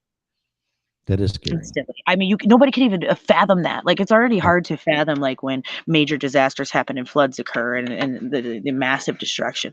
But seeing destruction on that type of scale, I think, will mentally fuck people up too. Oh, it's going to be cataclysmic. I mean, people can't handle an earthquake in a city. This is going to be the whole freaking world. So. Yeah, you're right. You're right. They can barely handle that. You're right. So might as well just get ready to buckle up. Shit's about to get real. We're going to have to put on our thinking hats and our survival hats. And, we're just going to have to be very calculated. We might have to make moves in more secret to try to make things work out. Yep. Especially after Obama putting in those laws that they can, capture, through NDAA, that they could take all of our supplies and shit. Like, no, it's not good. Because then that means if anybody does have stockpiles and shit really starts to get bad, they will take everybody's shit straight up. Yep. They're not going to play with that, because everybody could starve, and then you could start riots, and then that's bigger issues than just taking food from somebody who hoarded it. Like, legit, like, you're small peanuts at that point. They don't care. They'll kill your ass to take your food. Like, that makes no sense. A select few that plan for this should be able to live, whatever their food supply is. Don't we get no credit for being ahead of the curve? Like, damn. Yeah, but if they're going to take it and spread it out, it's like, okay, well, you assholes did this, and you're preppers, so yeah, you got 2 years supply of food, but we're going to spread it across everybody, and everybody's going to live for 3 days. What kind of fucking sense does that make? Right. Make it make sense. That's our government work. It's perfect. You can't make sense with the government, because that would be that they would already had to try to stockpile food for us, or try to figure out other ways of growing. They're just now trying to look into regenerative farming. They're just now trying to shift everybody off of big ag into regenerative farming. We're like 10 years too late for that shit. Like, we need to already have been doing this and having people on top of that already. Yep. Because how do you teach everybody how to stop using fertilizer and stop how to use all these chemicals if you don't know how? I don't know. Especially on a year that it could be make or break if you don't have the right fertilizer. And then that's if the weather doesn't come and fuck us all up. Like, Yep. There's too many variables again. You don't know what's too going to many happen. variables right now. Like right now, all of northern Minnesota is flooded. Nobody's gonna be able to get in corn or any fucking crops. Like South Dakota is 0% planted.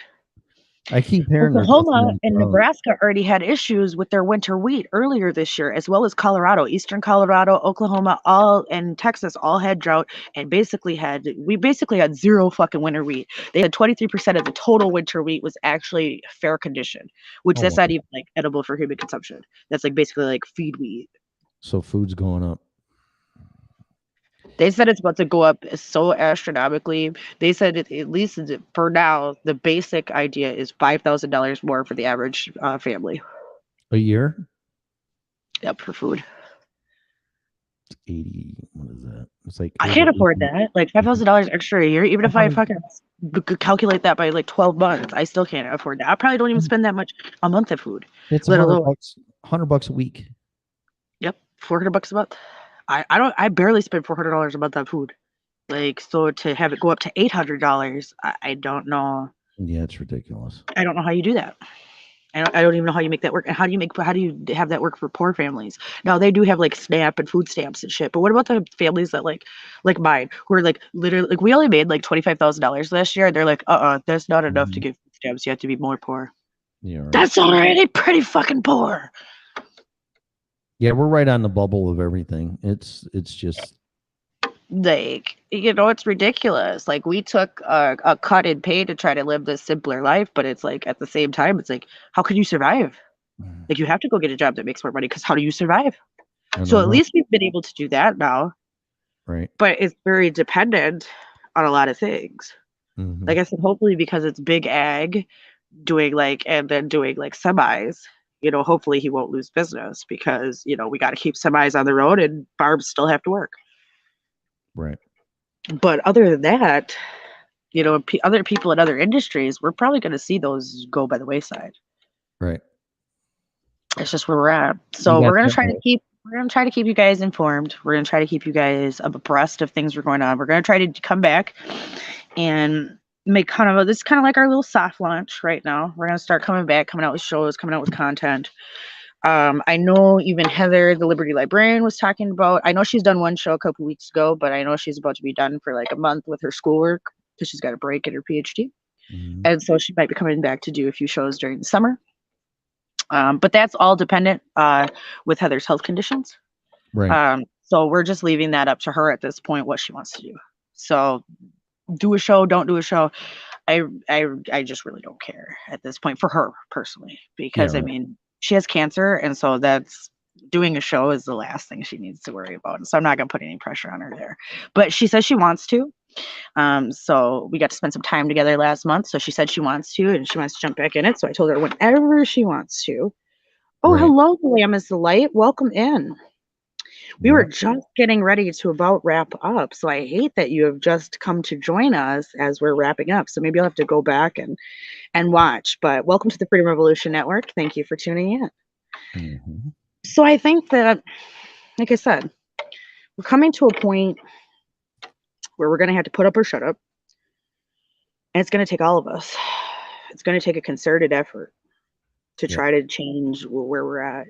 And if we do it on the micro level, where we just try to make sure those around us are safe and trying to keep well, and then try to move that out from our circle, I think that's going to be our best strategy. Instead of trying to go straight to the government or create strong communities, create strong groups, then try to trickle that out to stronger cities, stronger regions, stronger states, to where people could have a network at a certain point and have layers. But it's going to start with each individual group trying to Yeah. make something, trying to be like their own mutual aid in a way. That's what we're going to have to go back to is mutual aid groups. We're going to have to be mutual aid to each other. I And I agree. don't know if people can do it.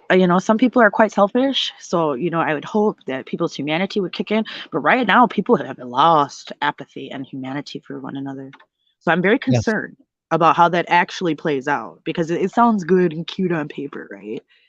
But people actually are very nasty to each other at this point in time. Yes, they are, because they're mostly all scared and they don't know what the hell's going on. So they're losing their shit. So, Yeah. and that's when it gets dangerous. Exactly. When people don't know what to do and people get scared, it's flight or fight. Yep. Some people will run and some people will go towards it, and maybe not for the right reasons. Right. And so that's why I say we just got to look out for each other, be kind to one another. You know, I found it interesting that LL Cool J, speaking about this like connectedness topic, LL Cool J put out a video giving people his phone number and was like, we need to stay connected. Like, if you want to talk to me, text me. Let's stay Really? connected. Yeah. And was like, text this number and I will message you back. We all need to start staying more connected. Interesting. So just thinking like, you know, just like he might not realize why he's clicking in, but there's a reason for it. Well, people like that got to set an example and be leaders. You got to be a leader, especially if you have that type of power and Yeah. money. And influence. the video was just like amazing, just the way he was like, look, like I just want to be here for you. Wow. And yeah, like coming from a celebrity, I think that's saying a lot. Yeah, that's impressive. so- That gives me hope. It is impressive. It doesn't sound like Cool J, though, TLO. That's what I'm saying. Like it's just one of those things that I think we're going to see more of that as time goes on. Okay, right? We're going to see people just naturally fall into that role as things get bad. There's going to be like Mr. Rogers always said, in a crisis, look for the helpers. Mhm. And that's it. That's where it's going to matter. Is those of us who know how to help are going to have to be at the forefront. Yep. Unfortunately, whether we want to be or not, it's just going to end up being because people are going to be scared and concerned. Yeah. They're not going to know what to do. There's no doubt about it. No. So if they have somebody who at least seems like they know what's going on or got their shit together, they might be more willing and more apt Right. to then just, you know, work together and do what we're supposed to do to make it through this hard time as people, like we've done throughout history multiple times over again. And we will do it again. Yep. I believe that. Maybe I'm wrong and we'll all be annihilated. But I do believe that we've done this before. We'll do it again. You know, we'll life see, right? and situations and the world has reset many times. Right. This isn't the first time. It won't be the last time. My biggest concern is we don't starve to death. That's the biggest thing on my radar right now. Right. And that's why we're going to have to return to the land eventually. You know, at least some people. If you stay in a concrete jungle, what you going to eat? Grass poking out through the sidewalk? Bricks, weeds. Yeah. Like, seriously, like dirt cookies like they do in Africa? What you going to eat? Pigeons. Yeah. Like, honestly, there's only going to be so much for everybody in a city. Yeah, it'll be gone Instantly if everybody doesn't have anything. So that's the things I think we need to think about. It's just like, who's going to be our team? Like, who's going to be people that can support us and we can support them, and start talking to them about this. Hey, what do you think if like things went bad and, you know, people were starving? Would you want to combine meals together, or would you want to, you know, work together and, you know, maybe go in on some storable food together? Because it is really expensive, but maybe if you could split the cost and you could split the food. right. You know, buy a larger amount and split it than what you could afford. I have You know, this. do that as a neighborhood even, and be like, hey, let's try to, you know, order enough for our small little, you know, few neighbors. I have that book that they brought up there. I haven't read it yet, though. 1 second after. I've not read that. I think I've read that book. Is that the book that is about like the nuclear war and it was like in the 60s? Yeah, it's right I have after. that book on my bookshelf. Yep, I read that in the 8th grade. Yeah. Because I was a big reader back in the day. So I would just like go to the library and like get books just to read. Mm-hmm. And so that was one of the books that I got from one of my English teachers. And I believe we read it for class, if I'm not mistaken. It's a good class, good teacher. Yeah, she was a great English teacher. Like, she brought a lot of good books to her. Oh, it's an EMP. Yeah. Well, I forgot it was the EMP, wasn't it? But I thought it was like nuclear or something like along that. It's been 8th grade. That was like 17 years ago. Like, it was a while ago, yeah. Yeah, it was a while. Yeah. It was a while ago. So I'll give my shit, that'd have been 20 years ago. Shit. Oh, yeah, time flies. I know, time flies. gross. But yeah, so it's been a while. But I should actually honestly read it again. I'm going to. I've had it for a while. Yeah. I haven't read it though. So Yeah, no, I have it on my bookshelf right inside. Like, actually, I should just pull it out tonight and just start it because I remember when I was reading it back then, it was one of those things that like it stopped me and it got me like starting to like look into other topics and things. And like the next year, I ended up starting to get into like the Bible codes and started like research conspiracies. And like that's kind of where it started, to be fair. yeah. So, I'm just concerned. I care about people. I care about all of you guys, all of our listeners, people we know, people we don't know, people who like us, people who don't like us. I'm concerned for humanity as a whole. And I just don't want to see us fail when I know we have the tools to succeed, right? That's what bothers. Yep. That's what concerns me. We have the tools to succeed. Exactly. And yet, people like our government refuse to even tell us that it's going to happen. That's what bothers me. The government in the end, they're useless idiots when it comes down to it. What it comes down to is the people and how we function. Because the government really is just a propped up idea. What it comes down to is the people and the action of the people. Without actions like without the Revolutionary War, we wouldn't be where we were. That wasn't done by government. Nope. It's done by us, we the people. So I think government has perverted what was supposed to be a way to have representation. I think we'd be better off going back to like, was it the Greeks who all sat in like, a large group in the Greek Senate, and then everybody would, be able to speak out about things. It wasn't just like representatives. It was like everybody got to be a part of the political process. The public, really? No, it's not too late to start stockpiling food. It's never too late. No. You know what day is too late? The day that something happens where you can't get food no more. That's the day. Yeah, then it's too late. Yeah, it's never too late. No, because you can always just pick up an extra box of pasta, an extra a bag of rice. Whatever. You could go to the Dollar Tree and start your food storage. Yep. I mean, it's that it doesn't have to be complicated. It doesn't have to be lots of money either. It could be very simple things like rice and canned foods that have pop tops, in case you don't have a can opener or whatever. Exactly. Like I said, it's never too late unless it's already going down. The day it's too late is the day you can't get food no more. So like until then, save whatever you can, put away with it. Whatever, if you only have $5 extra a month, take that $5 and buy the most you can. It's just the way it needs to be. Try to think of things, try to think of like cheap vitamins and things too. Cheap vitamins is you're not crazy. No. You're not crazy. That's called self-preservation. You're crazy not to do it. I think so. Even just to have a couple extra things like in your cupboard or pantry in case like, I live in Minnesota where there's, snowstorms. What if you get a snowstorm that's bad and you can't get out and you didn't buy anything to eat? We have to prepare for things like that up here. We could be, in the house for a day or so until the plows can come around and get us out. So there's that. I don't think it's crazy to prepare. What I do think it is crazy to call others crazy for just trying to, self-preserve or just make themselves comfortable.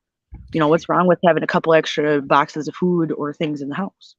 Being called crazy for doing that's like being called crazy for having auto insurance or house insurance. It's insurance. Right. Yeah, you may not need it, but what if you do? Like, you probably don't want it when you need it. Yeah. Like, so if you're crazy for that, then go cancel all your insurance. See how crazy you are. Right. Like TLO said, that's how he does it a little bit at a time. Most people don't have enough money to go out and buy, food storage. Most people only have like $20 extra or $5 extra or whatever it is. Shit, extra $1.50, whatever it is. But whatever that is, there's a lot of creative ways. There's been a lot of places lately giving out food, especially just free food. If you have an oven at home, a lot of that food could be dehydrated. And stored even in like mason jars, or even spaghetti sauce jars that you get from the store. You rinse them out, you clean them out, and you could store food in those too. That's dehydrated. I mean, you can make it as cheap or as expensive as you need. Right. People are going to have super fancy MREs and preps, but other people are just going to have beans and rice. So it's all what you feel comfortable with. And I Yeah, think it's not crazy. I've If heard so, that. I'm a nut then. Yeah, then I guess I'm crazy too because I've been buying. It was eFoods Direct, and I think Patriot Supply bought them way back in 2012. I got 10-year-old. We got to reactivate our My Patriot Supply account. Yeah, I have 10. I started buying food 10 years ago. I mean, storable foods. What's wrong with it? What's wrong with that? That's what I mean. People prepare right before a snowstorm, right? Everybody goes up and buys up all the bread and does all that. And before hurricanes, everybody buys up all the milk, right? Because you're in North Carolina, so like snow might not be something you're familiar with, but hurricane season. People prepare for that. So why wouldn't you prepare in this way for something that could happen long term? A good example of this is a couple months ago. Mr. Tire was off of work, right? Because he does construction and it was -30 for like 2 months. Ooh. So we didn't get a paycheck for 2 months. And I didn't get to go to the grocery store for almost 3 to 4 months. So starting from January until March, I never went to the grocery store. I ate through all my stores in my cupboard. And that was just my cupboard food. Like, that wasn't like my storable food or like shit I have saved up. Like, that's just my cupboard food. And I left that for 3 months without going to the store. Mm-hmm.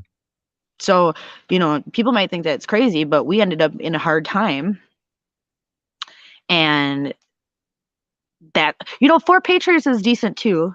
Because, back in the day when Ron was on the network, Ron had tried 4 Patriots and he said it was decent. I'm pretty sure it's similar to My Patriot Supply. I didn't get it from 4 Patriots because I got it from My Patriot Supply because it was like the Ready Hour brand. I found they had a sale, which they probably will never do again because of the situations we're in now. But they had a sale a few years ago for $10 72-hour kits. And it was like you could purchase up to 2. So I did. Wow. $20, 2 72-hour kits. And the food is way more than 72 hours worth, to be honest. Like, we've made a few of these, like, camping and things. You can't eat all that food. There's no way. I don't care if you reconstitute it, whatever. It makes an extreme, obscene amount of food. Like, we ate, like, one package of what they called, like, traveler stew, and it had, like, rice and, like, vegetables in it or whatever. It took us almost 3 days to finish one pot. Like, we were tired of it. Like, we had to just throw some of it out because we're like, we've been eating this shit for like 3 days. It's like, you're camping, so like you get tired of eating the same shit. In survival, you wouldn't, right? Because you're just glad to have food. But from that perspective, I was just like, no, we can't. No. So when you think about it, these 72-hour kits and some of these calorie counts are overcounted. Definitely overcounted. That's where you get the fat pictures. See, wheat berries. See, you could do a lot with wheat berries. You can grow wheat grass, and then you could grow whole ass wheat at your house. And the wheatgrass is great to eat, when it's small, because then you get all those nutrients, and then you can let it grow into large wheat, and then get yourself like even a hand mill, so you don't have to use electricity, and then boom, you got some flour, bro. It's that simple. And wheat berries have been hard to find though because the winter wheat stores got destroyed. So they didn't come out to term. So winter wheat, especially like through Azure Standard, which is like one of the biggest like co-op places to get it, they don't have it right now. Right. You know what I'm saying, Tilo? When they burnt down all the grocery stores over south and did nobody have no grocery store, like what was everybody supposed to eat? It's already a damn food desert over there, and then you burn the only grocery store we have. Mm-hmm. So, I mean, because we had to deal with the riots and stuff. And so that screwed up infrastructure for people. I mean, we're sitting literally like 1 second away from everything just collapsing. Like, that's where we're at. Let some big disaster or something actually really happen and it just falls apart. Yep. That's where we're at. So I hope people are ready. We're going to try to get you as ready as we can here. We're going to keep cranking out shows, pumping out information, just trying to be here for each other. People are lonely.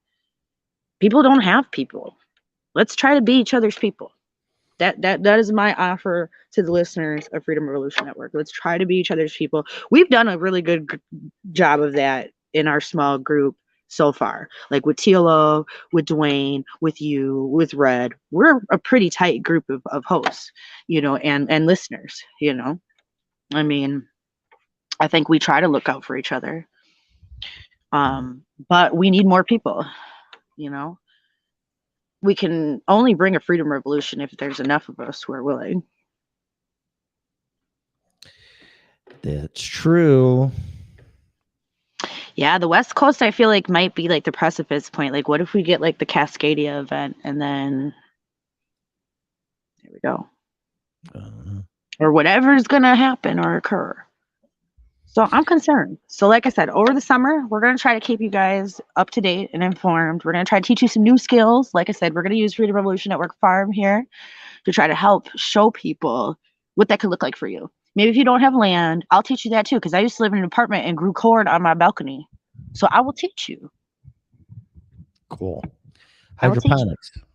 Yeah, not even. I had a system called a Garden Patch Grow Box, and it does bottom feeding. And so you do use soil, but it does pull up the water from the bottom, and that's like the kind of like the feeding mechanism.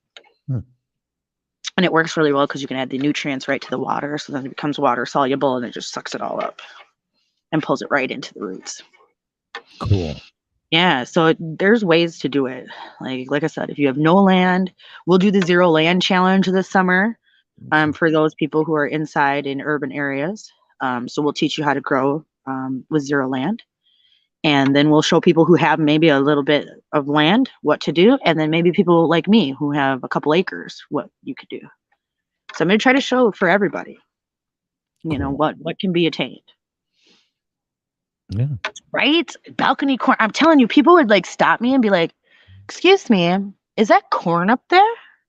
Yes. Yes, it is. Thank you.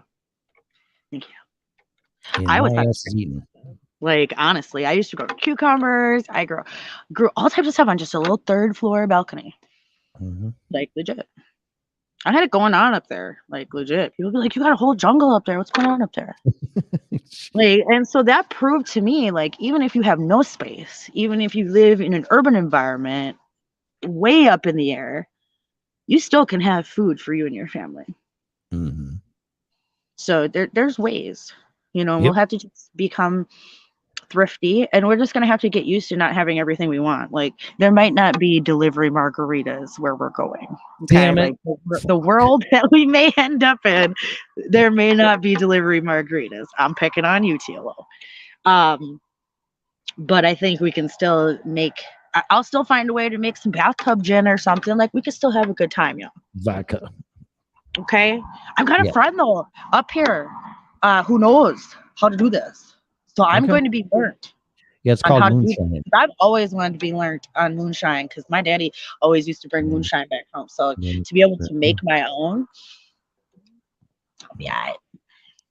And it'd be good for trading and good for antiseptic purposes. And like, there's multiple other purposes than just wanting to get drunk from that.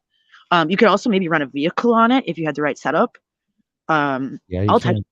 Yeah, you know what I mean? So like, I think it would be very useful as a skill to learn, especially if I'm learning how to grow all these crops. Well, then if I learn how to grow all these crops, well, then I could turn them into something, right? We'll make some grain alcohol. That shit can light on fire with a match.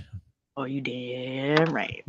That shit will burn fucking hole in your goddamn floor if you fucking legit. Nice bullshit.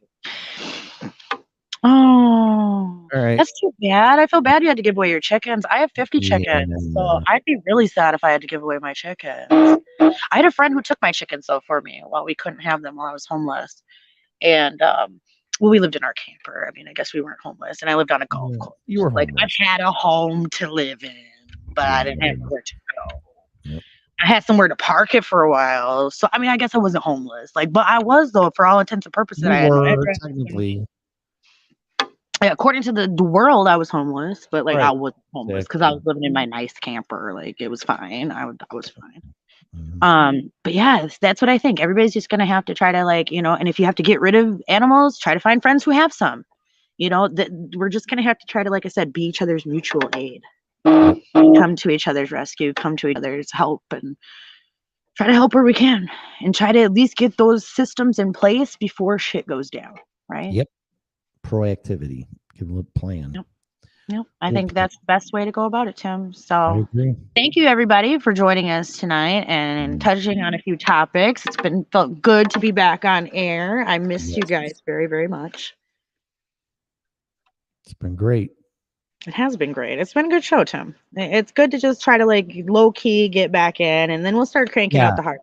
It's been a chill show for It has sure. been a very chill show, and Yeah. I like that. I appreciate chill sometimes. You know, Yep. Yeah, me too. I think it's one of those things that if we just try to like sometimes relax and just try to let things flow, some of those are our best shows, right? When it's not forced or we're not necessarily sticking to one topic and we're just kind of letting conversation flow. It's been a while since we've been on air, so a lot of Yeah. things that have happened we haven't touched on and we haven't talked with you guys about. So I think just flowing through that again and just going over where we're at now and where we're going will just keep perspective. Well, I think taking a step back too and looking from the outside and let people calm down and try to figure out what's going on, and then we'll slowly get back into the next phase of this stuff, which is pretty much just going to be survival, I think. Yep, I think it is too. You know, I think that is what it's going to be. So for those who are new here, you guys can get a hold of me or Tim. You can message us at station manager at freedomrevolutionnetwork.com, questions at freedomrevolutionnetwork.com. We have access to that. I don't know if you have an email or not, Tim. You might. no, I don't. I don't know if we made you one or not. Nuh-uh, not yet. I think I'd have to go- I may have at one time. I don't I know. don't. Yeah, I don't know if you ever. I don't know. It's a good question. I don't know if we made you one or not. But everybody, for now, if you have any questions in the meantime while we're not on air, you can message me, station manager at freedomrevolutionnetwork.com. Email me, and I'll get back to you as soon as I can. Sometimes I don't check my email, so like bear with me here because I got to get back in the swing of checking things because it's been a while since we've been on hiatus. But I'm excited to be back. And I think this is going to be the time. And I've got a few shows and, like I said, a few things that are going to be Freedom Revolution Network exclusives that I might be traveling for. So we got to stay tuned. There's going to be a lot of things going on here. So, like I said, watch this space and just stay tuned. I'm in. Let's have some fun. All right. Any last words for tonight, Tim? No, not really. Just thanks for inviting me to come back. And then I have stepped back for a few reasons, one of which I've been here in Colorado for 90 days already. Believe that? It's crazy. Yeah. Not seen that long. No, it was 90 days a couple of days ago, the second or the first. I don't know, whatever it was. But yeah. So I had to recollect my thoughts and try to get grounded back here and things like that. So I think you've done a good job. I think you're liking it and it's going pretty well.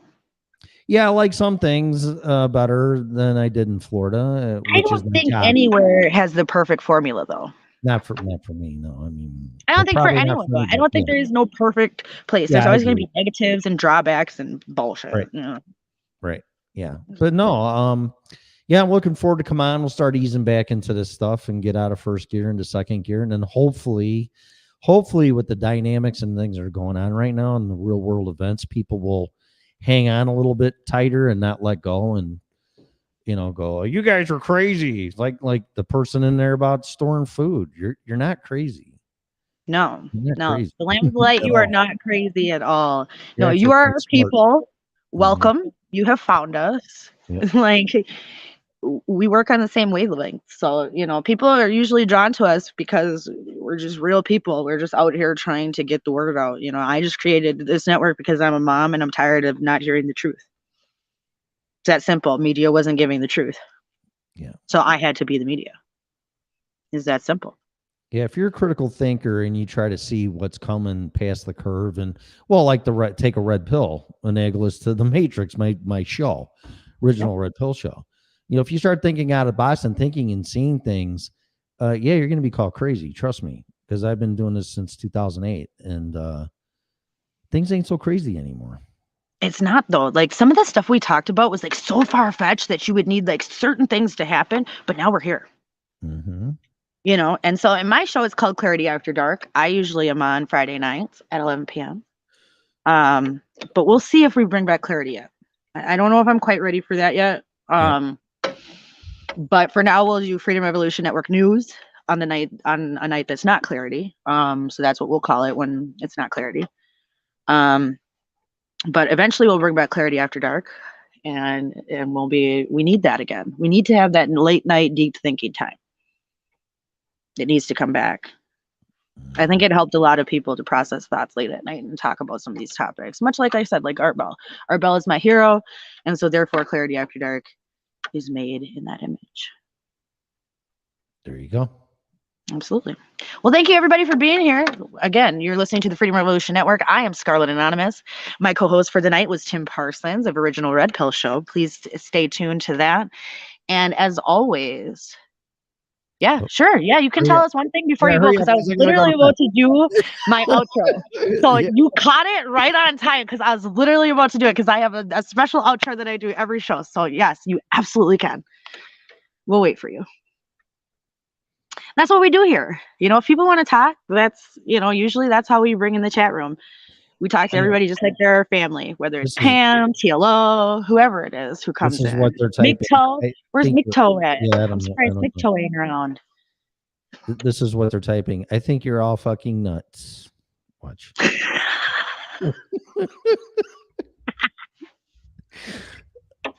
Right? She's been playing us the whole time. Psychotic. It's a troll. What? Are you serious? Oh my God.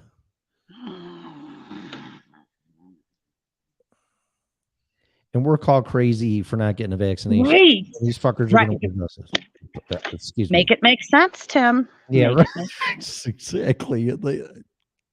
That's all I can say for that one. Yeah. So, yeah. It's a whole different from show. the land of 10,000 lakes. Good night, universe. Good night.